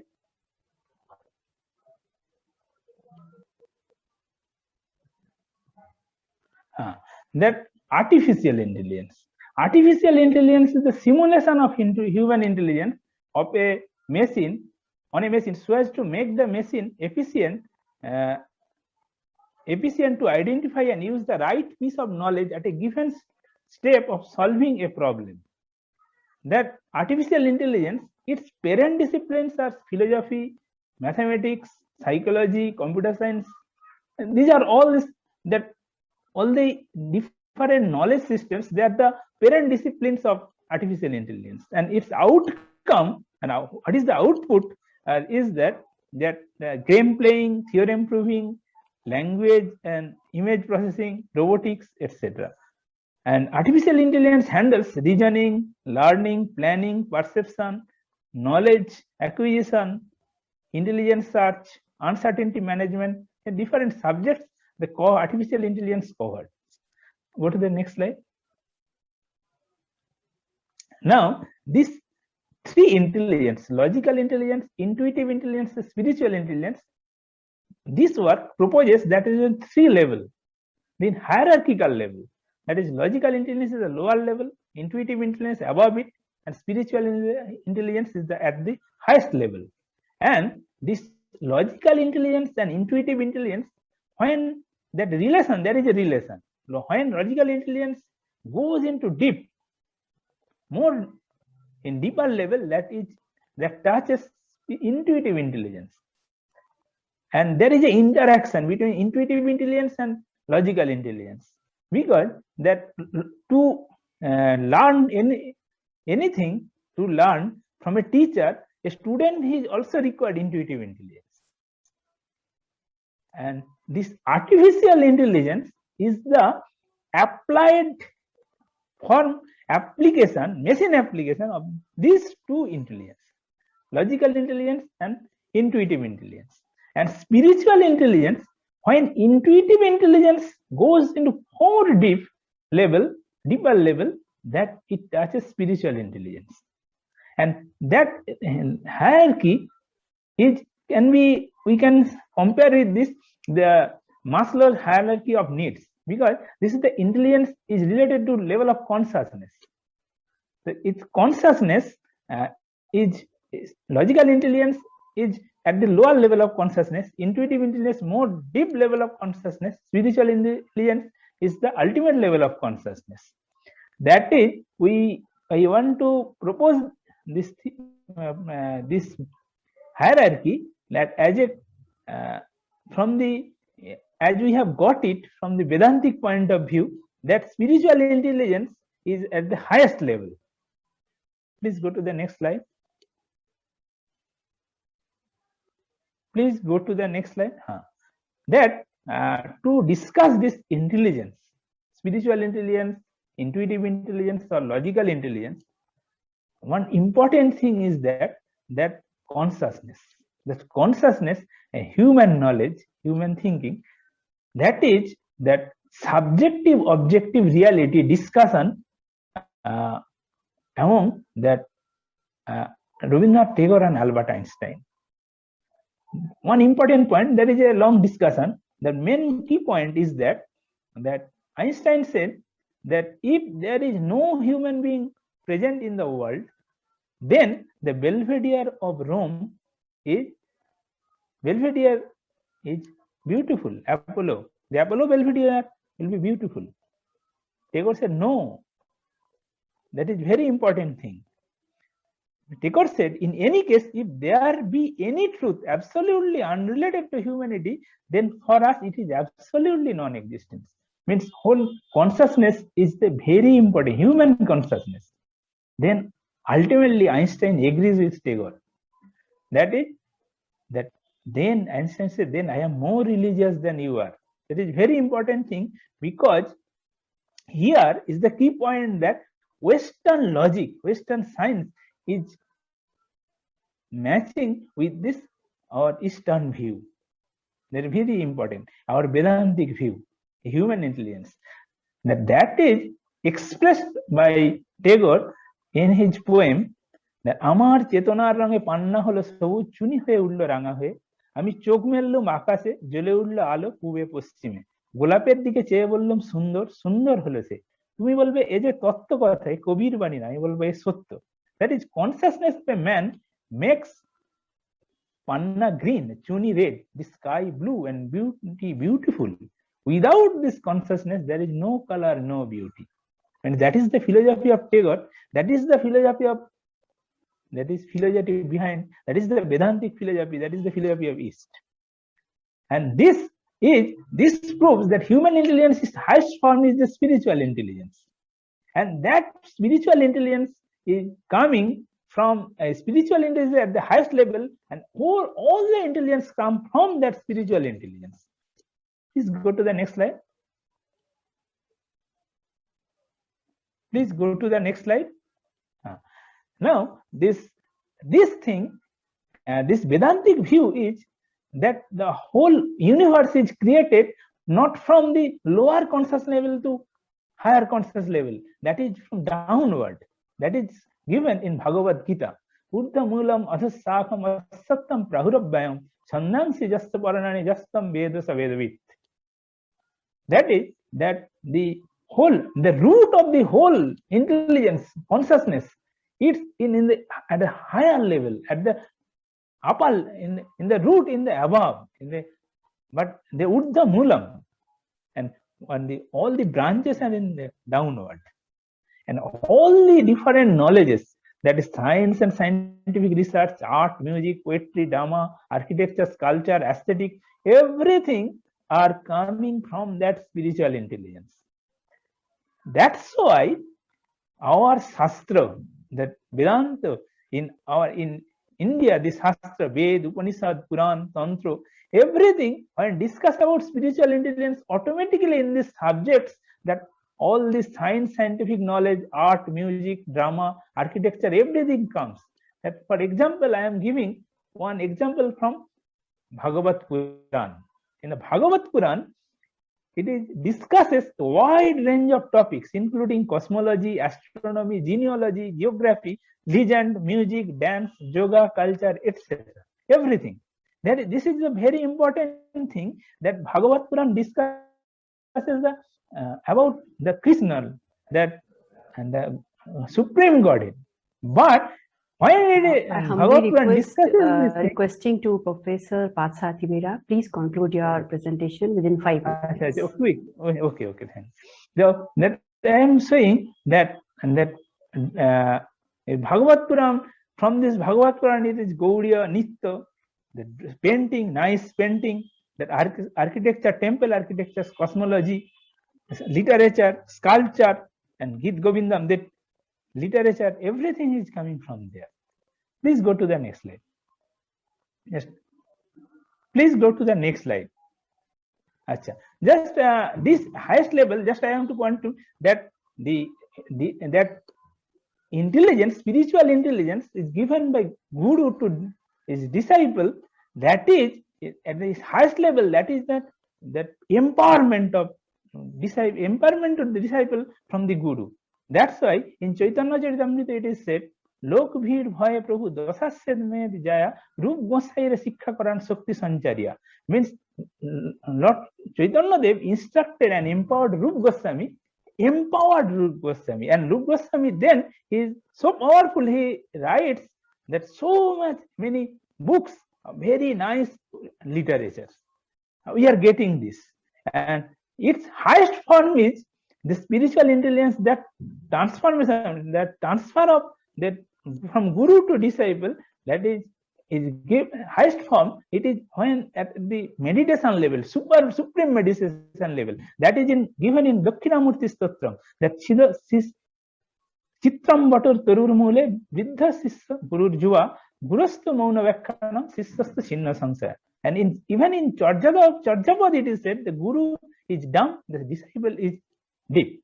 Just quick, please go to the next slide. Please go to the next slide, please. That just I want to say that artificial intelligence mimics this intuitive and this logical intelligence, and actually mimics the natural intelligence.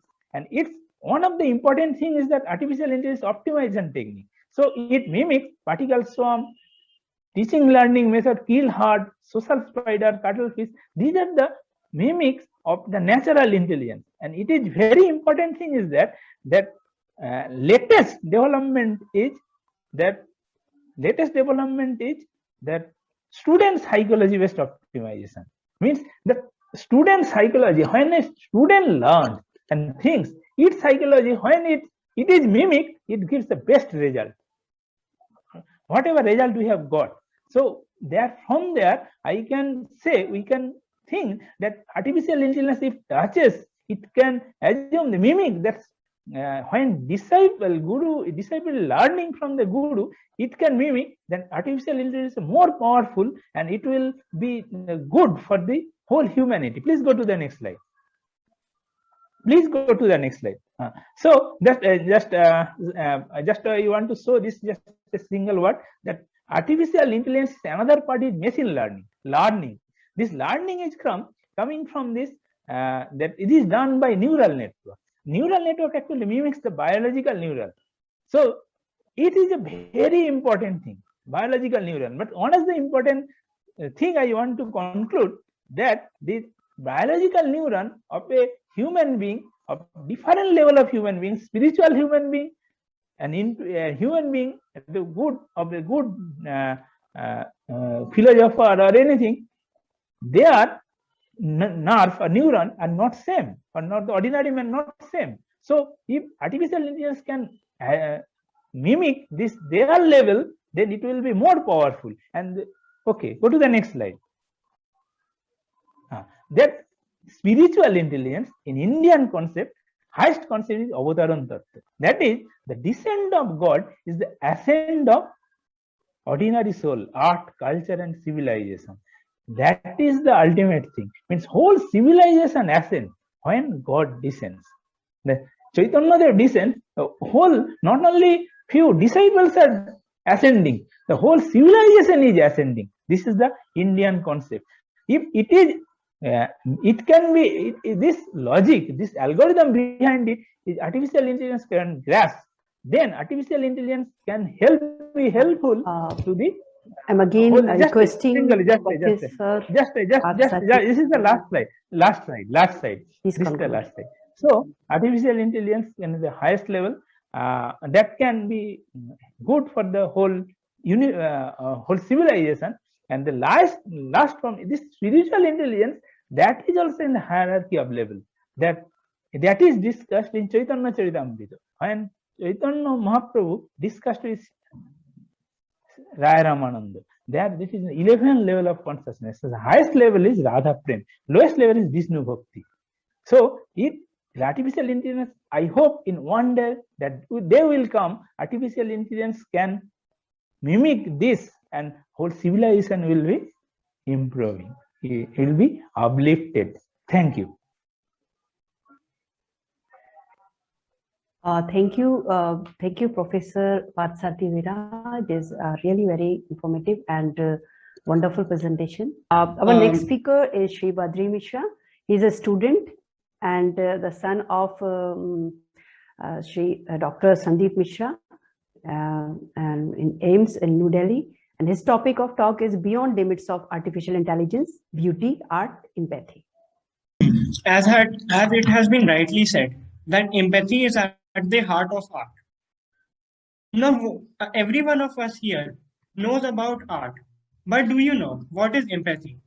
Empathy is the ability to understand and share the feelings of others and appreciate the feelings of others and try to help the other person. Empathy can be of 4 types. First, self-empathy. It is empathy towards oneself. Like if we lose a loved one and we feel stressed and we feel empathy towards ourselves, that is self-empathy. Mirrored empathy. It is taking on another person's emotion. Suppose going on the road, we see beggar begging for alms and we feel empathy towards the beggar. That is mirrored empathy. Imaginative empathy is putting oneself in another shoes, and it is more prevalent in fiction or like book, movies, etc. Suppose in a book, old mother, her only son dies. So we can feel empathy towards the mother, and we can share the feeling of helplessness and sadness that accompanies it. Empathetic action is contributing towards the well-being of others and working towards our empathy. Suppose, if we return to the example of the beggars and seeing the beggars begging for, you give them some money. So that is empathetic action. Now, we have talked about empathy, but empathy is a key component of art as it prevails both art making and art interpretation. Artists are inherently more empathetic than normal people. Art can trigger a variety of emotion, which in turn can generate empathy in an individual.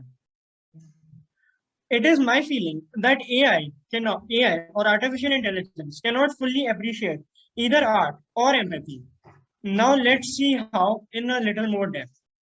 So AI seeing a painting can, through facial recognition, make out the emotions of the people, but it cannot feel the same emotions, or in other words, it cannot have empathy towards the people. Furthermore, it cannot help a person in pain or grief. It cannot do empathetic action from itself. If instructed, it can do. Thirdly, we have talked about empathy, but what about art? AI can recreate a painting or add some elements to an original painting, but it cannot create a new genre or an original genre from itself. So let's look at some examples to see this in more depth. Now we see in this painting, this is Vesuvius' anatomy lesson. We as humans feel a feeling of disgust and revulsion towards this body and empathy about how the dignity of this person has been stripped off and he has been laid bare towards us, in front of us. But can AI feel the same thing that we are feeling? Can it feel disgust or revulsion? No. AI cannot feel this feeling. AI cannot feel empathy towards this person. Secondly, AI will not see this painting as anything unique as you or me will see. It will see it as any other painting, as it cannot imagine the feeling of being stripped off a body, so it will not be able to empathize with this painting. Now let's move on to the next painting. This is a very famous painting by one of the most famous painters, Caravaggio. In this, Saint Thomas is poking his finger into Christ's body. We as humans, we will feel a feeling of empathy towards Christ as to how he can withstand this amount of pain and suffering and shame, as his body is almost naked and it is being poured by a person. Secondly, we will also feel disbelief that how can a son of God be subjected to so much suffering and pain? But will AI feel that? Now, AI cannot have the concept of feeling of pain, as it does not have any organic body, so it cannot empathize with Christ. Secondly, AI always believes what is written in its code and algorithm and will never go into a state of disbelief, or it will never pass any judgment like we humans can. So we can also say that AI cannot have any ethics. Now, this is by one of the most famous and well-known, well-renowned female painters, Frida Kahlo. In this painting, Frida's newborn child has been forcefully aborted. So she is feeling helpless and discomfort and sadness. We, you and me, we can all empathize with her. And sometimes we also feel the same feeling of helplessness, sadness, discomfort. And we can also feel, furthermore, we can also feel the happiness of childbirth. Uh, but can artificial intelligence or a robot or a machine feel that? No, it cannot feel the death of a child or the happiness of childbirth, as AI cannot reproduce in a conventional sense. And as we have already talked, it cannot empathize with others. AI cannot feel discomfort as any human would feel, and also not feel any feeling of helplessness, because AI has AI has been instructed, so it will do as instructed, and it will not try to question what is in the code. So it cannot inherently have a feeling of helplessness. So it does not work towards itself. So it cannot work towards having any helplessness or not. Now, this painting, we have to analyze this painting in more depth. In this painting, we see a family. Its father figure has been murdered in World War II. So in this painting, we will explore how individual people at all ages have different reaction to the news of the death. The mother, whose husband has just died, is horrified by the news and understands the full situation of what happened. The eldest child also almost understands the whole situation, but is feeling a feeling of helplessness as she sees that her mother is horrified. She cannot help herself, and she herself is not capable. So she is a feeling of helplessness. The second child is feeling of sadness, as he cannot realize the situation. He cannot understand the situation, but seeing the mother sad is making him sad. The third child, he cannot even make out that the mother is sad. Just he is feeling of abandonment, as the mother is not paying attention to him and cannot fulfill his physical needs. So he is also sad. And the last child, which the eldest daughter is holding, it cannot feel anything, neither pain nor understand the situation.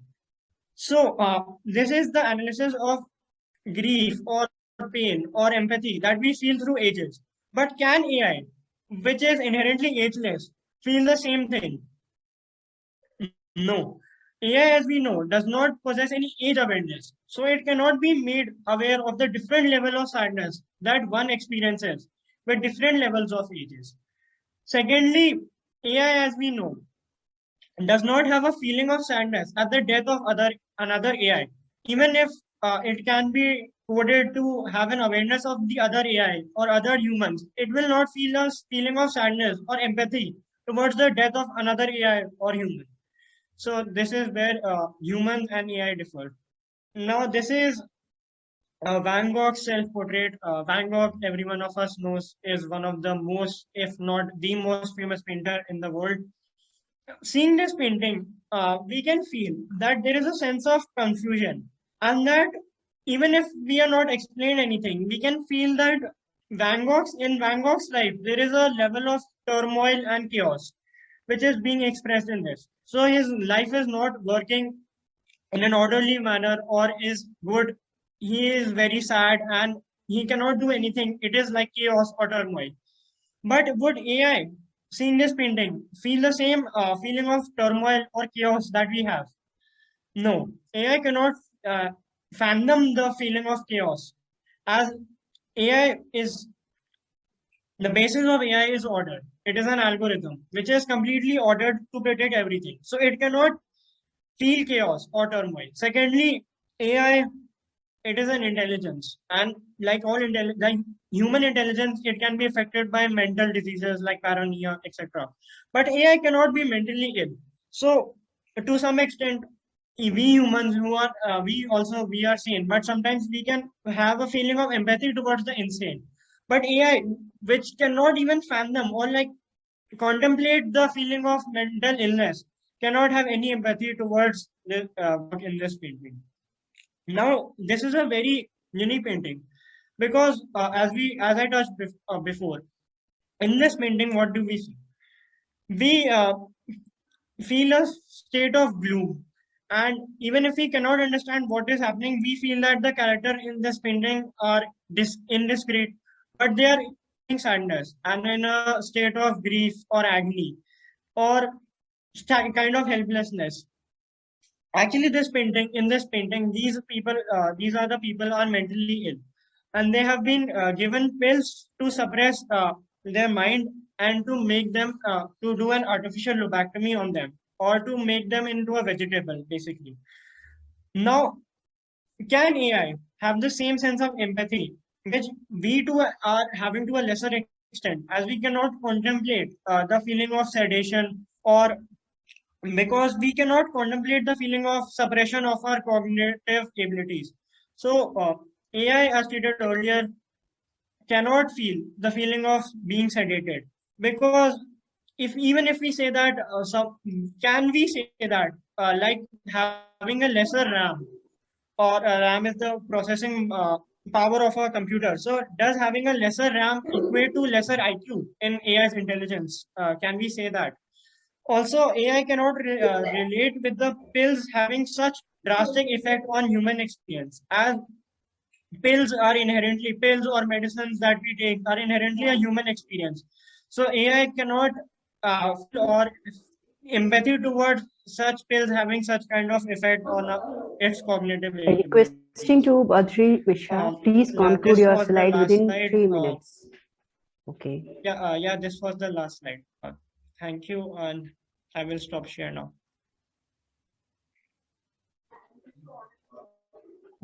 Thank you, Badri. You have explained very well the art and empathy with a very wonderful examples. Thank you.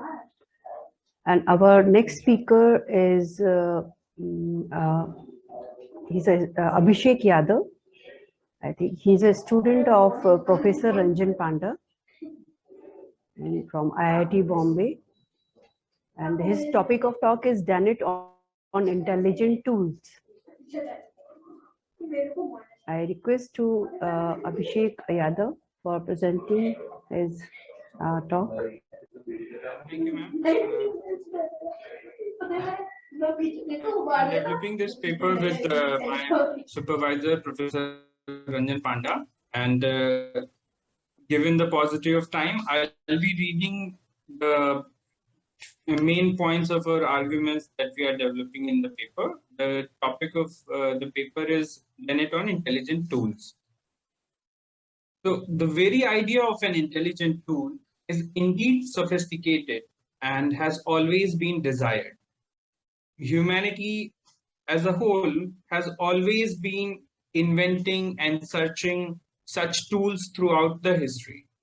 As Professor Menon was talking in the evening in her talk, that the need for these tools started in the primitive life to lessen the struggle of primitive life, and then it went on to develop as a means to increase comfort in our modern day life.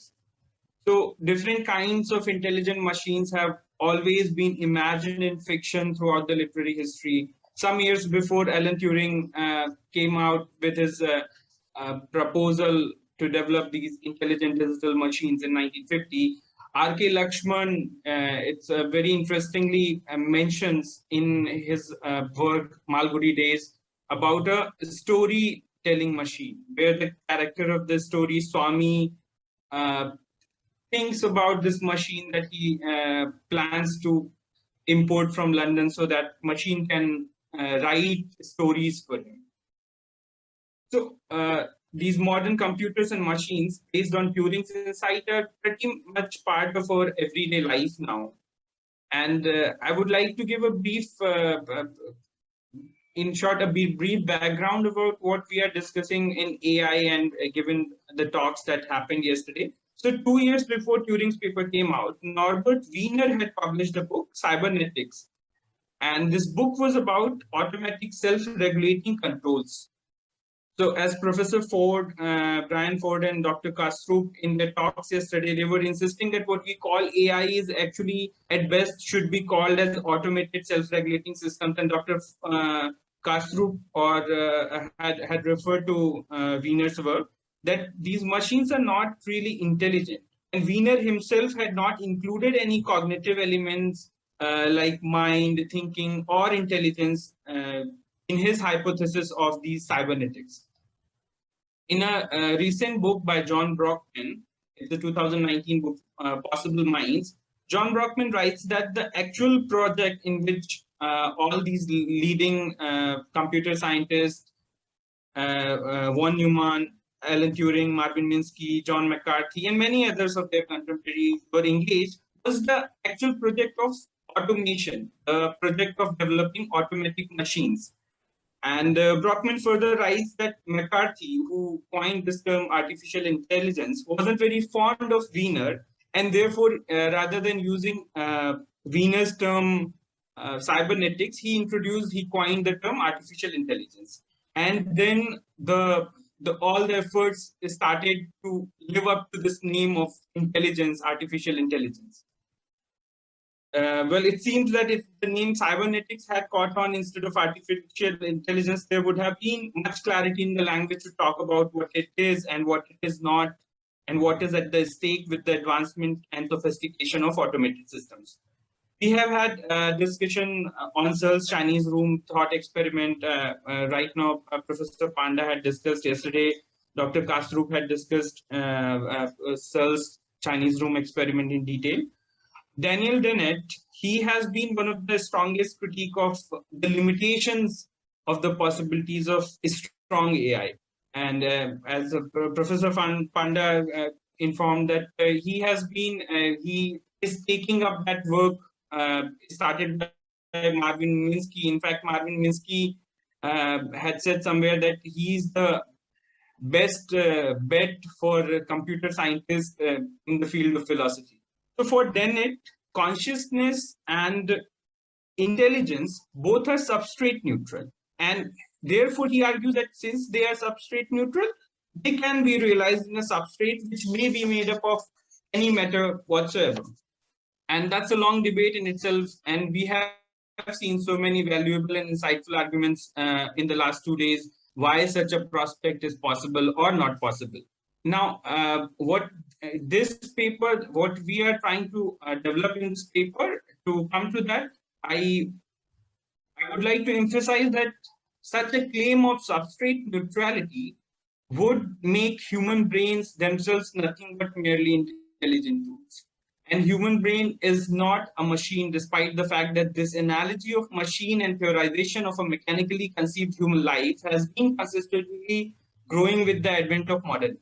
The mechanistic worldview is valorized to show that human activities are not exceptions, rather could be entirely explainable with the help of laws of nature.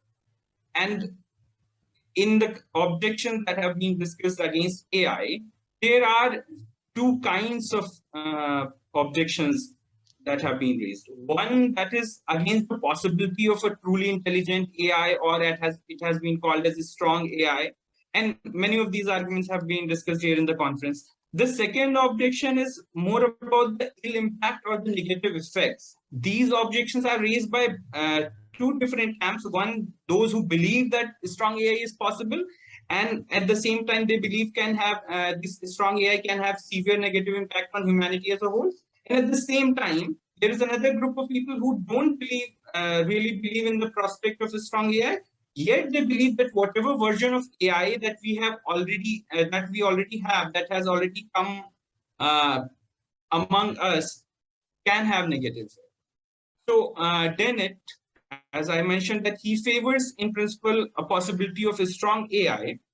In one of his very recent works, the 2019 work named "What Can We Do?"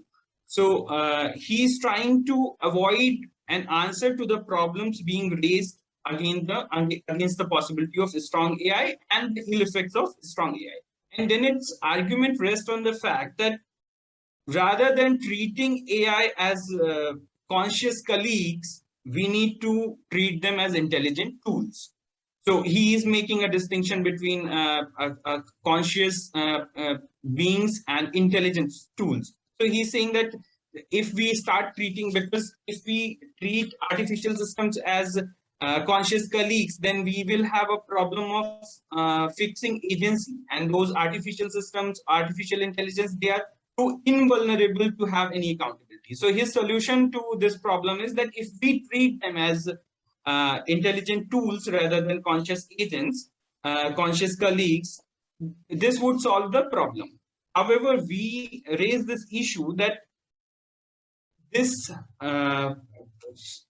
if they are treated, if artificial systems or if these automated machinery they are treated as tools, then its argument is that the agency of an action go back to the person using the tool. But the point that we are raising is that this changes the discourse or the debate between the AI and natural intelligence in the shape and form that has here. And it makes then its position circular. And the reason why we argue for that position is that we human beings have been making use of different tools throughout our history. And all such tools have been as useful to the human beings as the person using them.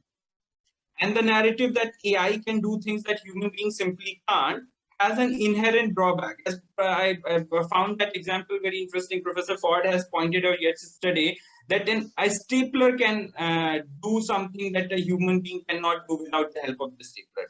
So yes, it is a limitation, but then the tool that is being used by the human beings, that agency rests with the user of the tool. The usefulness of those tools has been defined by human beings or naturally intelligent systems. So if Bennett's suggestion to dispel the negative effects of AI is to treat them as intelligent tools, then is it not the same thing that opponents of a strong AI have been voicing for years now? And once we see AI as merely intelligence tools, then the dichotomy between AI and natural intelligence vanishes, not because AI has reached at par with natural intelligence, but because there can be nothing that can be artificially intelligent independent of natural intelligence. So hence we argue that then its position to dispel, to answer these criticisms against the ill effects of AI are inconsistent here. And we suggest that the way out of this inconsistency lies in the recognition of the obvious fact that AI is no longer a mere tool, because it has been developed to a certain level, a certain extent. We do not have a position whether a strong AI in the true sense is possible or not, but the sense in which, or the extent to which it has already been developed, it's no longer just a tool, and it has to come to live with us, and we are dependent on it. So we need to recognize this, that it is not merely a tool, and we also need to recognize this bitter truth. Then only we can address the problems associated with this bitter truth. That would be all. Thank you. And I offer my sincere gratitude to the organizers for this opportunity. I thank Professor Panda. Thank you. Thank you, Abhishek Yadav, for your well-presented presentation. Our next speaker, Professor Aloo Kumar Patra. And Professor Aloo Kumar Patra is obtained PhD in Structural Engineering from IIT Kharagpur. And he is from SRM Institute of Science and Technology, Katan Kullathur. and his topic of talk is artificial intelligence versus natural intelligence, a review. I request to Professor Aloo Patra, please begin your talk. As I have shared that my topic is artificial intelligence versus natural intelligence, and it is a repeated topic, a recurring topic of this conference. As a review, I shall try to establish or try to speak on the artificial intelligence is incapable of imitating natural intelligence, and most of the speakers had this proposition, and they have spoke in their ways. So I apologize at first if there will be repetition and points to be covered.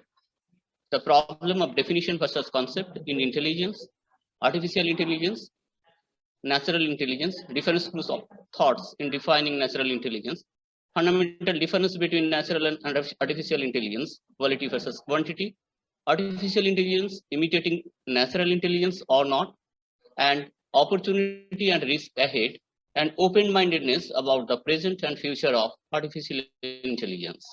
Intelligence, as we know, has been defined in many ways, which indicates two things. Oh, okay, I'm going to first the definitions. According to some school of thought, the capacity of abstractions, logic, understanding, self-awareness, learning, emotional knowledge, reasoning, planning, creativity, critical thinking, and problem solving can be defined as intelligence. More generally, it can be described as the ability to perceive or infer information and to understand and to retain it as a knowledge to be applied towards adaptive behaviors within an environment or context. Another school of thoughts represent it as mental acuteness, astutness. Another school of thoughts define it the act of understanding, the comprehension. And last, I am from India, being proud to be an Indian citizen from the land of an world's ancient civilization. I wish to define the intelligence from Vedic literature as intellect is the energy of reasoning, discrimination, and judgment. And the concept is supported by Upanishads and Gita. So intelligence can be characterized by the ability to learn or understand or to deal with new or trying situations. Yeah, it includes reasons also. Or the ability to apply knowledge to manipulate one's environment or to think. That is, what to think means direct one's mind towards someone or something, or to use one's mind actively to form connected ideas is thinking abstractly. And that can be measured by objective criteria such as tests. Or in other words, abstractly may refer to ideas or concepts. They have no physical reference. Examples of abstract terms include love, success, freedom, good, moral, democracy, and other isms like communism, feminism, racism, etc. Intelligence, after all these things, can be said as one or more capacities of the mind. Why intelligence is most often studied in humans, but has also been observed in both non-human animals and plants, despite controversy as to whether these form of life exhibit intelligence or not. If we accept the intelligence definition as the ability to learn or understand or to deal with new or trying situations, or the ability to apply knowledge to manipulate one's environment or to think abstractly as a measurable quantity, then the thinking ability is unknown. That is the problem. We have included the thinking ability, which is unknown in some class of animals like amoeba or eugenia. If thinking is a mental process, we don't know, do they have mind or not? With this state of definition, that is, I mean, with this confusion of the definition of intelligence from various school of thoughts, we are getting two things. One is, we are not certain about what is intelligence. At the present state of our knowledge, different school of thoughts define intelligence in different way, and no one can be at a second or instantly can be rejected or refuted. So the real confusion in the definition of intelligence. At this state, and within this context, I'm going to define artificial intelligence, so I apologize. Its definition is much more understandable to us. Intelligence in computers or other machines is called artificial intelligence. In other words, intelligence of artificial intelligence, or any system that perceives its environment and takes actions that maximize its chance of achieving its goals, can be defined as artificial intelligence. Or popularly, artificial intelligence describes massive intelligence that mimic cognitive functions that humans associate with the human mind, such as learning and problem solving. So what we understand now, we are at this point, can say that artificial intelligence is intelligence demonstrated by machines as opposed to the natural intelligence displayed by animals, including humans. And the birth of computer had spawned the idea for thinking machines that could outperform the best humans at a host of intellectually demanding tasks. The key difference between the two is that artificial systems are designed, whereas the natural systems are evolved. Before going to much more in-depth discussion, let us first review the excellence of artificial intelligence. It is to be noted that intelligence is one or more capacities of the mind. And again, I want to reiterate the capacity of abstraction, logic, understanding, self-awareness, learning, or emotional knowledge, reasoning, planning, creativity, critical thinking, and problem solving can be intelligence. More generally, it can be described as the ability to perceive or infer information and to retain it as knowledge to be applied towards adaptive behaviors within an environment or context.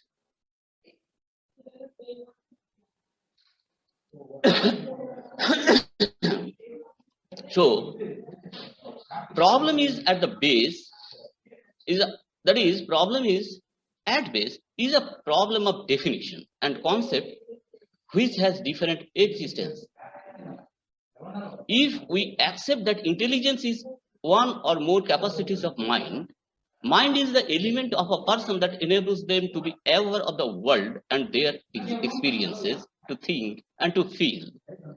That is the faculty of consciousness and thought.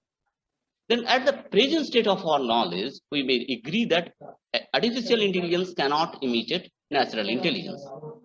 For the difference in substrate, conscious thinking needs consciousness, and machine's consciousness is designed, while natural consciousness evolved and are fundamentally different, which has been argued by several delegates. If we think that intelligence is a measurable quantity of brain, then the brain materials, that is the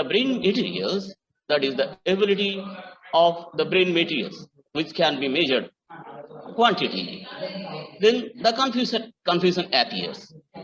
Which are the measurable quantities? Abstraction, logic, understanding, self-awareness, learning, emotional knowledge, reasoning, planning, creativity, creative thinking or critical thinking, problem solving. Which are the measurable quantities? Let us move to the next slide. Then if we think that, sorry. কেমন হবে 2050 সালের পৃথিবী? Sorry. But I'm going to, I mean, that is, Professor Patra, I request yeah. you to please conclude within 5 minutes. 5 minutes, yeah. So what is the problem of our, the basic problem has stand now, why it has been created so much confusion is, in 2050, the futurology and the fiction is predicting to be a dream world which will have 1,000 crores population or more than 1,000 crores population, extremely comfortable lives, or there is no need of driver, self-driving cars, artificial lovers. That is, man will go for artificial lovers, women will go for artificial lovers. They may have the chances of immortality also. The question is, there will be problems. Problem of overpopulation, problems of global warming will result in drowning of most of the cities like New York or Mumbai under sea, and about 2 lakhs of islands below water. So there will be floating city, there will be artificial lovers, and there will be many robots where men will marry robots, which will be legal. There will be feeling in robots. There will be intelligence on another properties of human being, human intellect in the robots. Why they are saying so? There are some examples. I'm going to show you that. Hello, বন্ধুরা, robot নামটি হয়তো আমরা This is a robot which is known as Mark 1 robot. You may be understanding that why the scientists who have created this thing is so much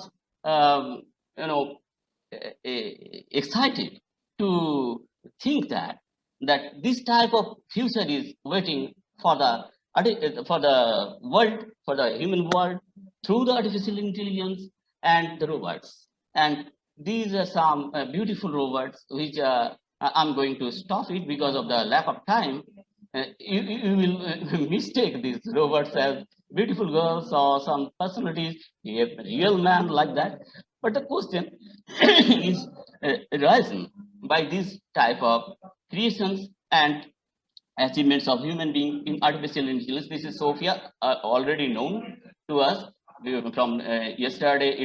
She has been she has been cited by several speakers. So what they are thinking by producing the robots which are capable of sex, which are capable of creativity, which are capable of emotions, which are capable of consciousness, that they will be mimicking the natural intelligence. Basic difference of natural intelligence is it is evolved, it is related with the consciousness, and this consciousness and the discrimination, which is evolved, originally evolved through the prime part is the consciousness, is not the present state of knowledge, we can say, is not possible. But we should be open-minded about the progress of artificial intelligence and the risks which are ahead of us. There may be existential risk for the humanity also. According to the greatest scientist, Stephen Hawking, he believes that artificial intelligence may be the last accomplishment of human being. With this, I shall want to conclude from our country that artificial intelligence, with its extreme improvement and progress, may not be the copy or may not be the replacing intelligence for human instead of the human intelligence. Thank you very much, and I apologize for my late. Thank you very much, Professor Patra, for a nice presentation. Now I'm going to summarize all the speakers' talk, and I'm very much thankful for all the speakers of the session. for their very nice presentation. And our first speaker was of the session was Krishna Keshav Prabhu, and he spoke on mind compute. Computers don't mind. It was really very nice and wonderful to present. And he presented that mind influenced by the intelligence and the experience of memory reveals the mind-body connection through the collective consciousness. And he also showed that how is newly learned information integrated into the human or cognitive system. And he also presented the reason of memory learning is fundamentally is Krishna. Thank you, Krishna Keshav Prabhu. And our second talk was delivered by Professor Ranjan Panda. He spoke on the challenge. Of the sharing content, a reflection on learning with intelligent machine. Professor Panda talked about the programming in Alaska and its inefficiency of artificial intelligence and interaction with the artificial intelligence with the cognitive system. Is very well presented. He also said that content is essential and thinking is not a formal activity, it is a semantic. And he also explained that artificial intelligence is not responsible for what being done, but the natural intelligence is taking the responsibility of their own task or work. And Professor Panda is also presented in his presentation that intentional action is only can be performed by natural intelligence, but it is not possible with the artificial intelligence. It cannot be computed intentional purposes. Thank you, Professor Panda. And our next talk was delivered by Professor Patra Bera. He talks on distinguishing artificial intelligence from natural intelligence. Professor Bera explained about the logical distinguishing between the logical intelligence, intuitive intelligence, and spiritual intelligence. And also he talked about the hierarchy of level of consciousness. And he explained very well subjective, objective reality and spiritual intelligence, and also the relationship of guru-disciple through the spiritual intelligence. And our next talk was by our youngest scholar, Badri Mishra. He is very beautifully presented the limitation of artificial intelligence, and he has given the example art and empathy very well, very properly presented. He has clear his topic in a very well manner. And the next talk was Sri Abhishek Yadav. He talked about merits on intelligence tool. He also shows and presented in his presentation about the limitation of strong artificial intelligence. And the last talk was delivered by Professor Aloo Patra, and he's also presented very well. And he showed the incapability of the artificial intelligence to imitate the natural intelligence. I again very much thankful for all the speaker of the session. And now the session is open for the question, and time is only for 5 minutes. You can ask any question. It is open for to the audience to ask questions.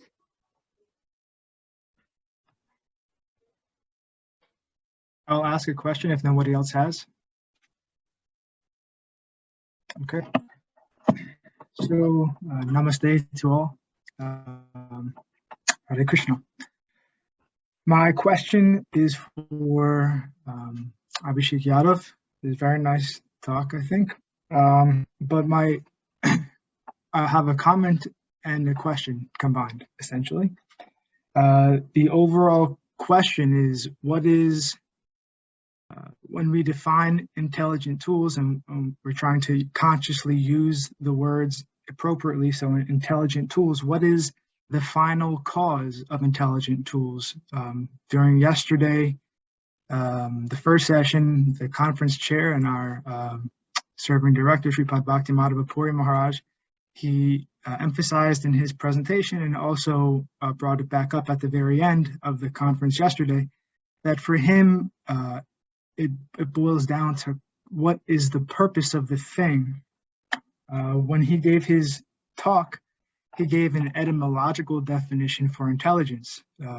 So the etymological definition of intelligence boils down to understanding, which references the capacity to deal with semantic value.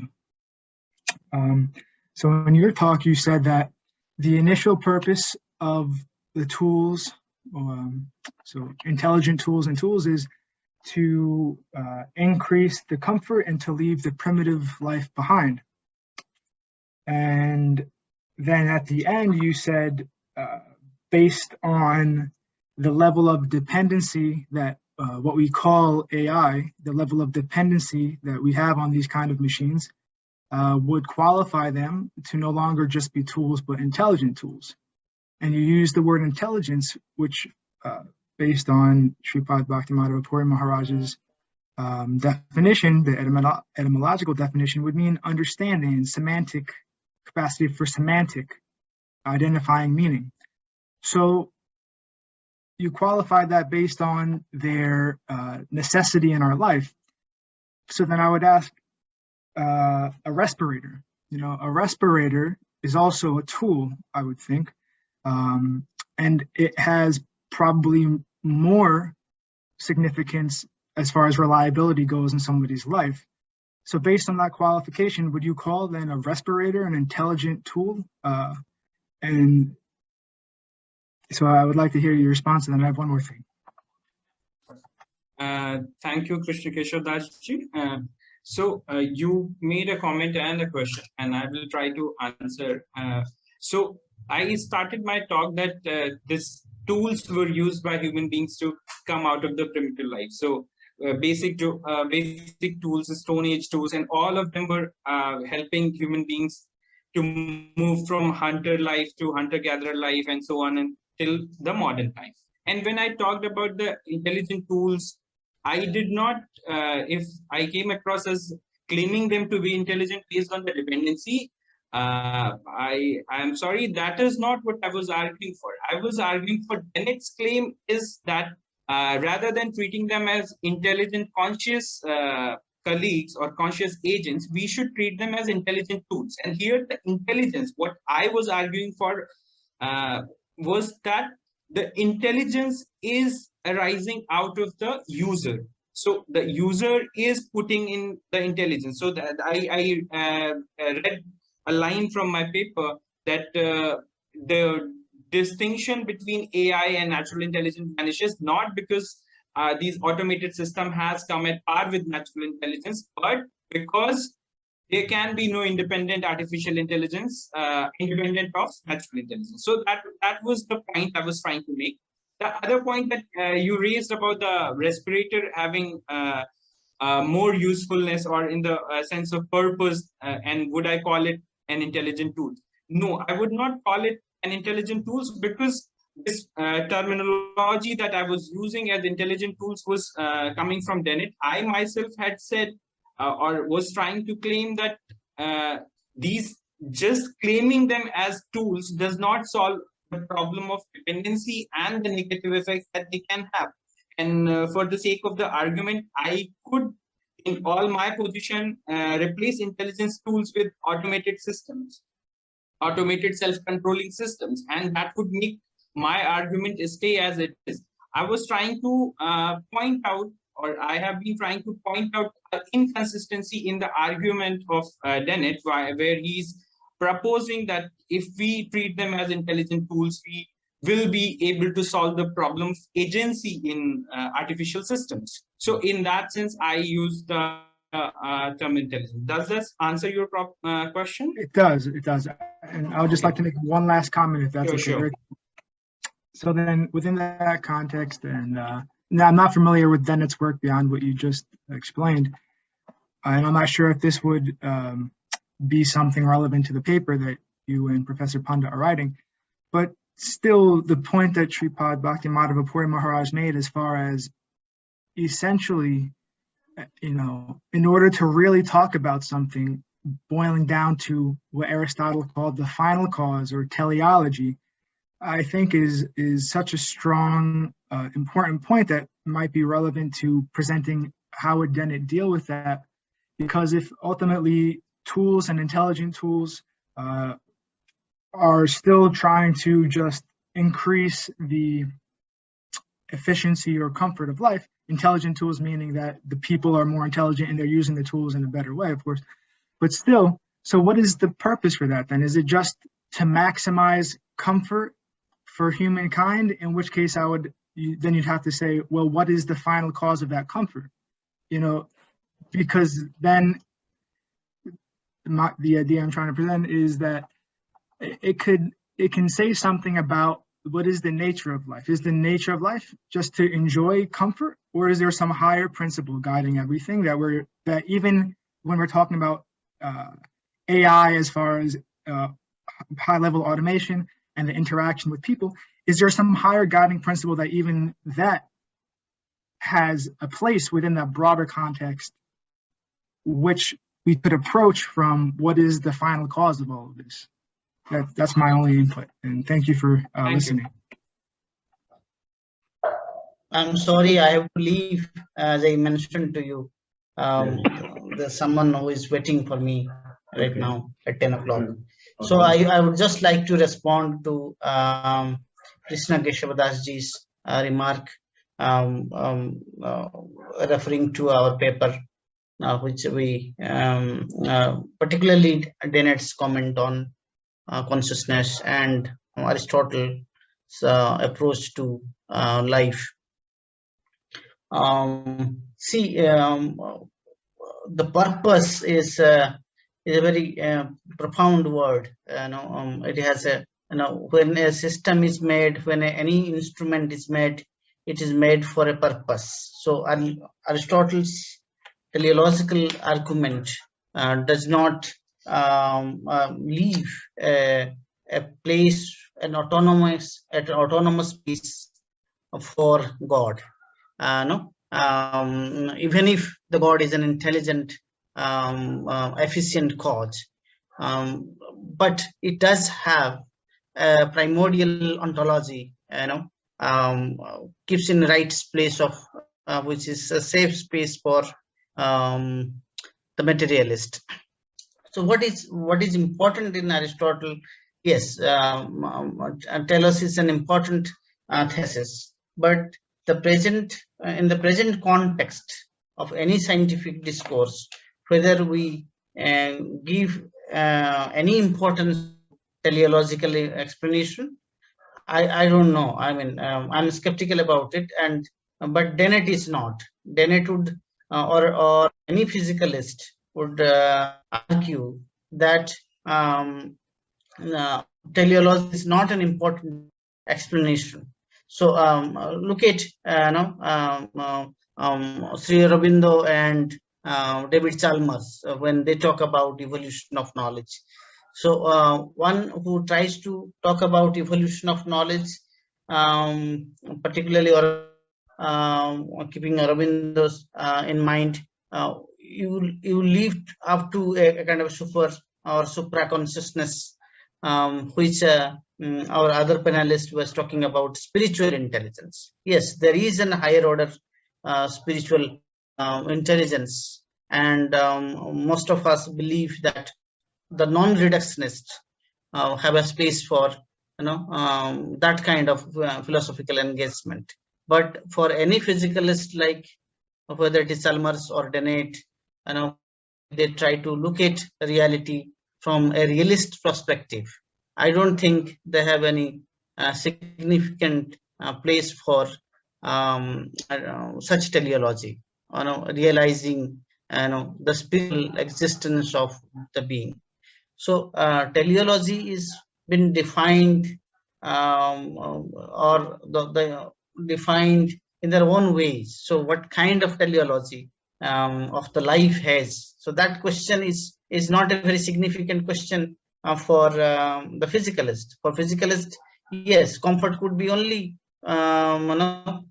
principle, and that is how the society is running, and that is how we have experienced the chaos in the societies today. So there is a limitation to the model in which utilitarians and utilitarian governed ideologies which are moving us in a direction. We do not know what is the purpose of life, whether we can really put a purpose in a much significant way. I don't think that is there. So but both of them talk about purpose, is not it? So purpose is, say for example, Professor I was reading Professor Panda, you have to be in a brief because we have this panel discussion. But I want to add a small comment about the purpose. We are talking for the purpose in the sense of organic whole. When we're talking about organism, we cannot talk about nose without any purpose that exists. We cannot talk about DNA without any purpose that exists. That purpose is not coming from outward, external agency. It is coming from within. Actually, the purpose is coming from within. That is interesting, no? In the case the of pacemaker, just a minute. The pacemaker's instrumental function also has a purpose, but that is not the purpose of life. Life as a whole will not be at stake if the pacemaker is let me finish what I was saying. Okay. Organic whole. Yeah. When I was saying the nose, the eye, all these things, there is a center. In the organic whole, there is a center. From there, the purpose is coming. So when we are talking about the whole reality as the organic whole, then we have to search that center. What is our purpose in connection to that center? That is the whole conclusion of Vedic system is search the center and serve the center. Like the tree, there were so many root is there, tree, the leaf is there, fruit is there, everything is there. But you have to find what is the center where you can serve, that whole tree is served. So similarly, whole reality, you have to find what is the center. Source the center and serve the center. That is the Vedic wisdom. Anyway, we can have a lot of discussion in another event on that. But for the time being, I think we should have some panel discussion.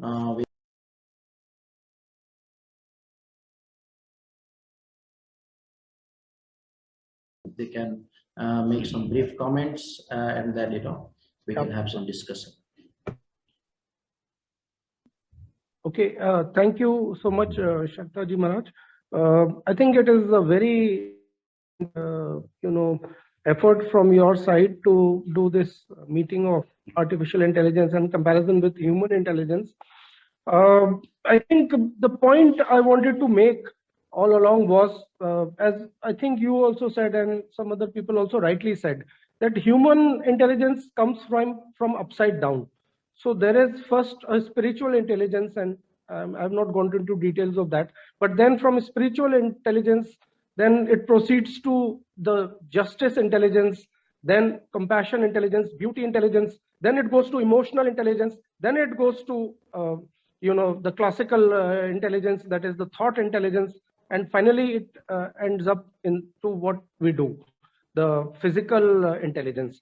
So for human, the cause or the actual thing starts somewhere from the top, which we cannot see, and then it descends to the bottom.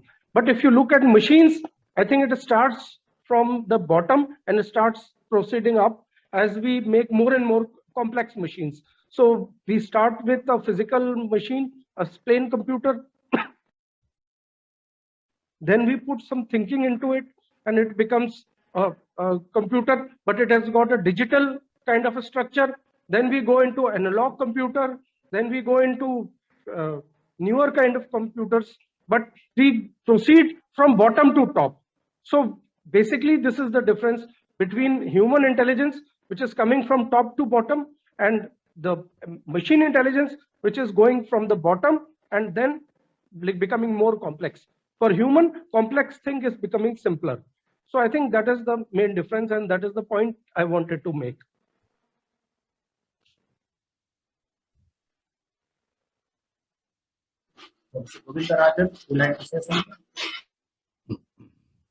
Yeah, actually, I was very happy to hear the lectures from so many intelligent people. I was quite excited to know that people are, really showing a lot of interest in studying this Vedantic way of doing things. Our vision is to understand the global intelligence, global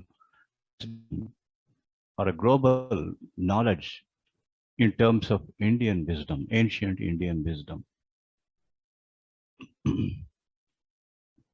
So regarding this knowledge is nothing but information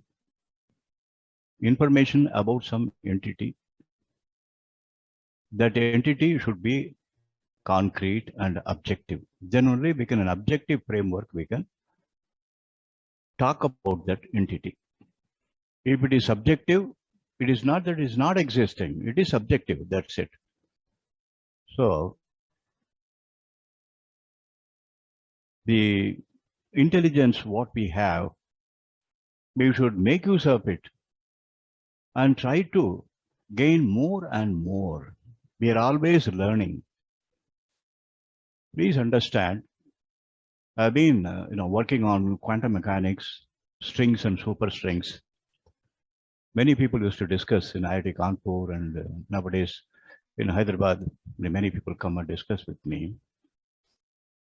What I understand, if you go into the subatomic world, the fundamental particles, I had a doubt, how do they move around? Heisenberg's uncertainty principle is always that delta P, delta X is approximately equal to the Planck's constant. We said that.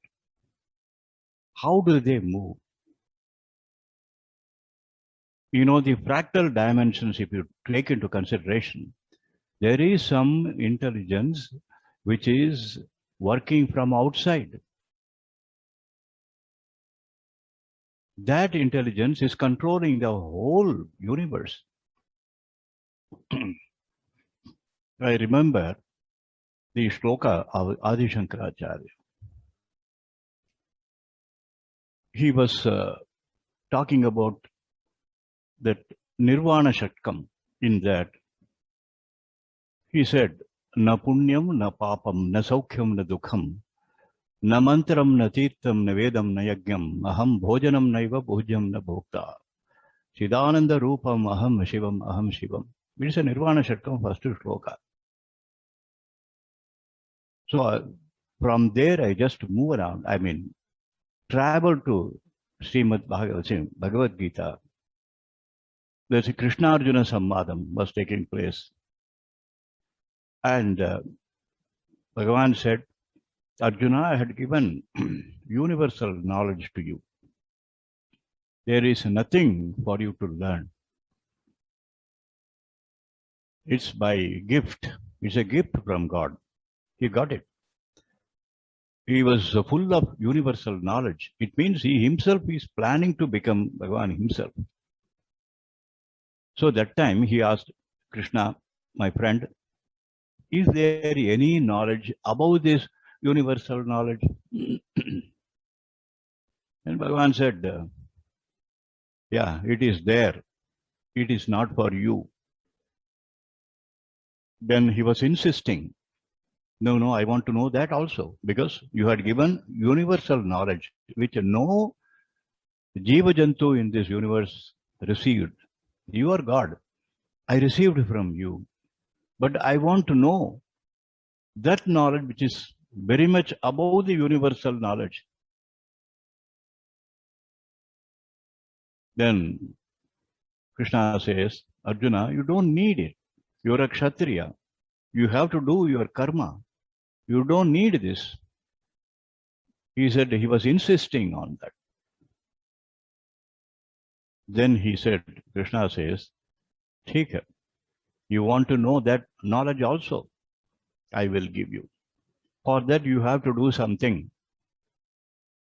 And Arjuna said, okay, you are not only my friend, you are Ishvara. You are Paramatma. I beg you, I will do anything for that to attain that particular superior knowledge which is above universal knowledge. Then Krishna says, Arjuna, जो मैंने तुम्हें सिखाया सब भूल जाओ, सब भूल जाओ, शून्य बनो, मेरे शरण में आओ. Can you conclude? Yeah. That is what he said. That is the superior knowledge one can think of. Thank you, Mr. Govindarajan. And Dr. Bhakti Vigyan Muni Maharaj, are you there? Yeah, I'm just coming online. Yeah. So we had a lot of discussions today about this thing, and I just want to pick out few points which are, I think, quite relevant. The first point is that we have not really in general scientific texts discussed the nature of intelligence really, but what we are dealing with is only a practical definition of intelligence in terms of problem solving, and then we are getting stuck into the question of artificial intelligence as such. But however, if we see the more philosophical aspects, then there is a relation between reality, meaning, and purpose. So meaning means means to an end. When something is a means to an end, which means it's a purpose. So according to the nature's descriptions, we can find everywhere some purpose. Like this has been argued by Aristotle originally, and then some of the great philosophers talked about it in various ways. But today's scientific approach took a very impersonal and it focused on randomness and chance events, etc. And there was no discussion about meaning and purpose, because especially meaning and purpose are somehow out of this empirical, I think, way of doing things, although people can observe and make a sense of meaning and purpose in everything. But however, in the practical, when they base their models based upon certain concepts of probability, etc., then they are somehow missing this thing. When we talk about purpose, then there is intentionality, like understanding, and these higher cognitive functions come into picture. And this teleology is some people argued that Darwin's theory also is teleological, but what kind of teleology exists in Darwin is not the kind of teleology that is dealt with personalities. And some of the Western philosophers like Schelling, they argued in a little different way, that some people think that there is matter, and from matter comes everything by certain chance combinations and interactions. However, Schelling had mentioned that when consciousness reduces, or when intelligence reduces, then it becomes something like material or matter. So that means when consciousness attenuates to zero, what we get is matter. That means the matter is coming from consciousness, not that somehow consciousness can be generated from matter. So the kind of example that is given is that like light and darkness. Some people can think there is lightness and there is darkness. But in truth, when there is absence of light, then we call it as dark. Similarly, when there is absence of consciousness, we call it matter. So this intelligence, when it is not there, and we just trying to apply certain laws and make some artificial functions, then we get so many artificial systems. But what kind of laws does this life follow? Like if we discuss, Newton's mechanics don't apply to life. And as far as quantum mechanics is concerned, it does not explain consciousness. So how the quantum mechanics can explain the intelligent activity of the human beings is beyond our, I think, capacity to, discuss at present. And similarly, the more important question becomes the personality aspect of living organisms. So we are all actually persons, and persons means we have thinking. We are thinking beings. So this leads to some logical fallacies or logical problems in our material approaches that we have generally done, in the sense that we don't deal with contradictions in ordinary logic. Like we have this conception of excluded middle that I think Professor Govindaraj was discussing. But in reality, we deal with contradictions all the time. Can you conclude? It's brief. Yeah. So this is another problem. And finally, there is limits of computation in mind-matter duality. And finally, we would say that the nature of reality is that the nature is reasonable. That means there is a reason in nature. However, that is not of artificial, logic. So I think if we consider all these points, then I think it makes a meaningful discussion or a dialogue. Thank you. Thank you, Dr. Maharaj. And now, Professor Jagannatham, can you have your brief, comment? Then, we can have some short discussion. Thank you. Thank you for giving me this opportunity. I would like to, from the overall talks that we have, the general feeling is that we have discussed mostly on the limitations and the likely success, and comparing with the Vedantic views where artificial intelligence stands. In this particular background, I would like to make 2-3 points which will be self-explanatory in due course. When we talk about, for example, I will give a small example. If 1,000 business people started to make money, let us say some billionaires they want to become. But out of these 1,000, when they set their target and are trying to reach, all of them may not be able to reach the target. Some may start at the beginning, some may losers, and business will go like that. Okay. Similarly, when we start about this Vedantic, when we talk about this Vedantic views and the ultimate goals of the Vedanta, we say, I quote from the same, Adato Brahma Jignasa. When we say Adato Brahma Jignasa, there is already several requirements and qualifications to at least begin with Brahma Jignasa. After acquiring that qualification, only Brahma Jignasa starts.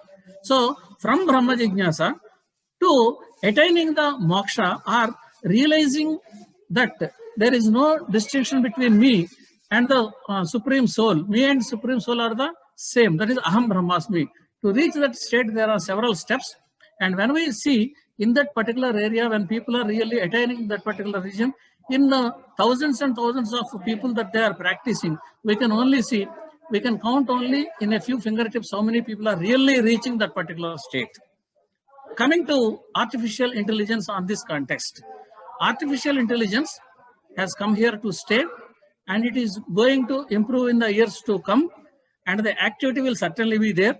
And ultimately, as we are discussing, there may be limitations of artificial intelligence. There may be some problems associated with that, but whatever the advantages that it has, like other scientific achievements, for example, people thought making atom bomb is dangerous, but people have made atom bomb, but nobody throws on anybody else. And also making an engineered virus for gain of function is dangerous. But we have seen what happens when such kind of things, experiments have been done. So we will learn from those things and see what are our limitations. Dhriyate iti dharmaha. That means dharma means what makes us to stay here what we are, and to keep that entire humanity intact is one of the main goals of the dharma also. So therefore, from this particular background, artificial intelligence also will be come here to stay, and several achievements of the artificial intelligence we are going to enjoy. And if there are any limitations, we will keep them aside, like either atom bomb or a virus. What are all the limitations that they have? We are trying to keep them aside and trying to get the benefit out of them if there is anything. So, like atomic energy can be used for energy generation. Whereas let us say what biology we understand from that is a different aspect. So therefore, the conclusions that artificial intelligence have their limitations. Certainly in any field of life, those who are the top ranking achievers, that like those moksha, who has attained moksha, maybe a few fingertips, 1 or 2 people you can say. All Vedantis or all Vedic scholars or those who are practicing Sanatana Dharma, everybody does not reach their goal. Each one some goal, certain goals people will certainly reach, and only 1 or 2 fingerprints will reach there. So with this background, what I mean to say, artificial intelligence also will be like any other materialistic world. It will be an addition to the materialistic world, not to the spiritual world. So with these comments, I would like to leave the floor for others to comment upon. Thank you, Professor Jagannatham. Now, anybody have any comments or anything to say before we conclude today's the final day of this event?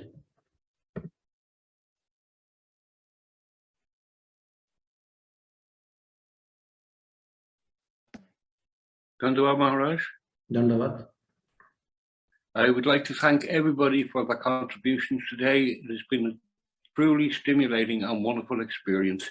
I thank Muni Maharaj and Shanta Maharaj especially for making this all possible. Dandavad. Thank you. Dandavad. Anybody wants to say anything?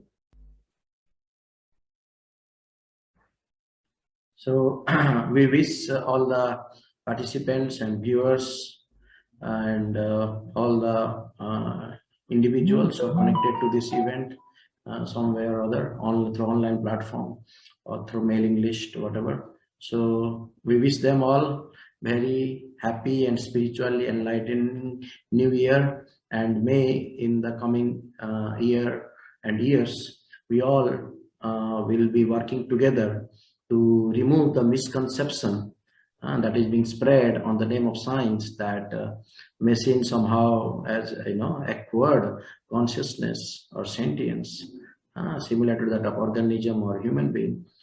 Those are all misconceptions, and the misconception that life came from matter, abiogenesis, and the accident-based evolutions, random mutation, natural selection, all this misconceived idea, explosion producing the universe, Big Bang theory, all these ideas may be challenged by or exposed by those who are sincere and honest in their attempt to understand the reality, and we will be succeeding and helping the human civilizations to move towards its real goal. Every individual human being or living entity, they have inherently these 3 qualities. They want to live, they don't want to die. Sat is their nature, they don't want to die. That is, eternity is their nature, very nature. Chit means every living entity wants to know. Even bacteria, it wants to acquire the knowledge. And every living entity is looking for happiness. Satchit Ananda, Vedic science says that is the quality of the soul. But it is not established in that quality because it has disconnected itself from the center. It is center is the Supreme Krishna, Ishvara Parama Krishna, Satchitananda Vigraha, Anadir Adir Govinda Sarva Karana Karana. So Satchitananda, the Supremes, that form is made up of these 3 things. Sat means eternity, Chit means full of knowledge, consciousness, and bliss.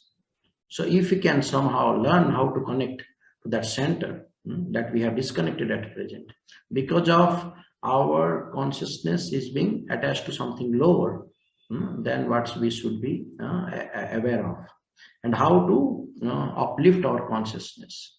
That is one of the important things. What we are associating with, according to that our consciousness changes. If we associate with lower consciousness, and we'll cultivate that lower consciousness, and we associate with higher consciousness, we will cultivate the higher consciousness. That's why it is told satsanga, sadhu sangha, all these things. Eternal association, holy association is told, where we will inquire about spirit, not so much research about only matter, atoms, molecules, waves, forces. That is not the solution for life.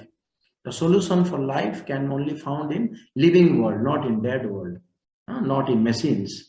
Machines cannot help us to establish in Satchit Ananda, eternity, knowledge, and bliss. Machines cannot help us in that. Machines can be useful to have some more, what you can say, higher sense gratification, but it cannot make us free from our dependence on the senses, freedom from the senses. That is not possible for machines to help us. So how we can free ourselves from the dictum of senses, mind, anxiety, and all those things? That machines cannot help us. So we have to inquire much beyond matter, that about spirit, and there we need the help of saints, sadhus, who have some higher realization. So with the hope that new year and coming years are moving towards that direction, and we pray to Supreme Lord and all sincere higher personalities, all their authorities, may they bless us, so that will manifest in this world. That's our sincere prayer. So with this, we would like to conclude. If there is nothing anybody wants to add or say. Is there anything anybody wants to say? All glories to Om Vishnu Pad, Srila Bhakti-Niskam Shanta Maharaj Ki Jai. Jai Guru. Jai. Pranam Maharaj. Yes, Jagannatham ji, what you wanted to say? Here, Sanatana Dharma says that each and every minute of our life is a festival. Now we are taking calendar some points, first or second as New Year's Day or Old Year's Day or all those things. These are on the time has a continuity. It does not have any beginning or ending. Sanatana Dharma says each and every minute of our life is a festival. So every day is a festival. So life should go every day as a festival. And that is possible certainly with what you have mentioned, that getting into that, retaining higher spiritual level and higher consciousness state and satsanga. Of course, it is certainly one of the important areas, and which the West has unexplored this particular area to that extent. Certainly, India and Indian philosophy has reached its peaks in these things, and certain individuals have become certainly an example on how they have attained those particular states of higher levels, and that is possible only through Vedantic culture, and emulating that and spreading that and creating this awareness is certainly an important issue which you have initiated and which you have sacrificed your lives for that particular purpose. Certainly, I appreciate those who are doing this particular work. Thank you very much for this. Thank you, and we also pray at the lotus feet of the chair of this session, our Gurudev, Srila Bhakti Madhav Puri Maharaj, that by his inspiration and vision, that we could do some humble contribution through this platform. So we pray for his grace, so that we all will be advancing in our real journey, real destination. Thank you very much. Dandavat. Thank you. Namaste. Thank you to everyone. Namaste. Thank you. Madan Mohan is there. If you like to introduce. Okay. Thank you, Shriman Krishna Keshav Prabhuji, for insightful. I want to ask, is there Professor Panda is there from IIT Mumbai? Is he there, Professor Panda? Yes, I am there. Okay, you can rename it is guest. You can right click on your this thing, and so that people know. And Professor Panda's talk can be moved to the second, because he may have to leave after a certain time. So we want to give him more time. We were thinking that his student will present. Professor Panda will be presenting, so he can be introduced here, and he will be speaking for half an hour. I think Madan Mohan again dropped. If that is the case, then Shimongala can introduce Professor Panda.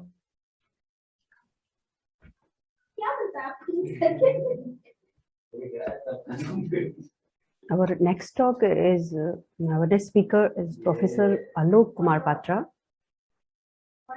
Professor Panda. He's up. Professor Panda. Okay.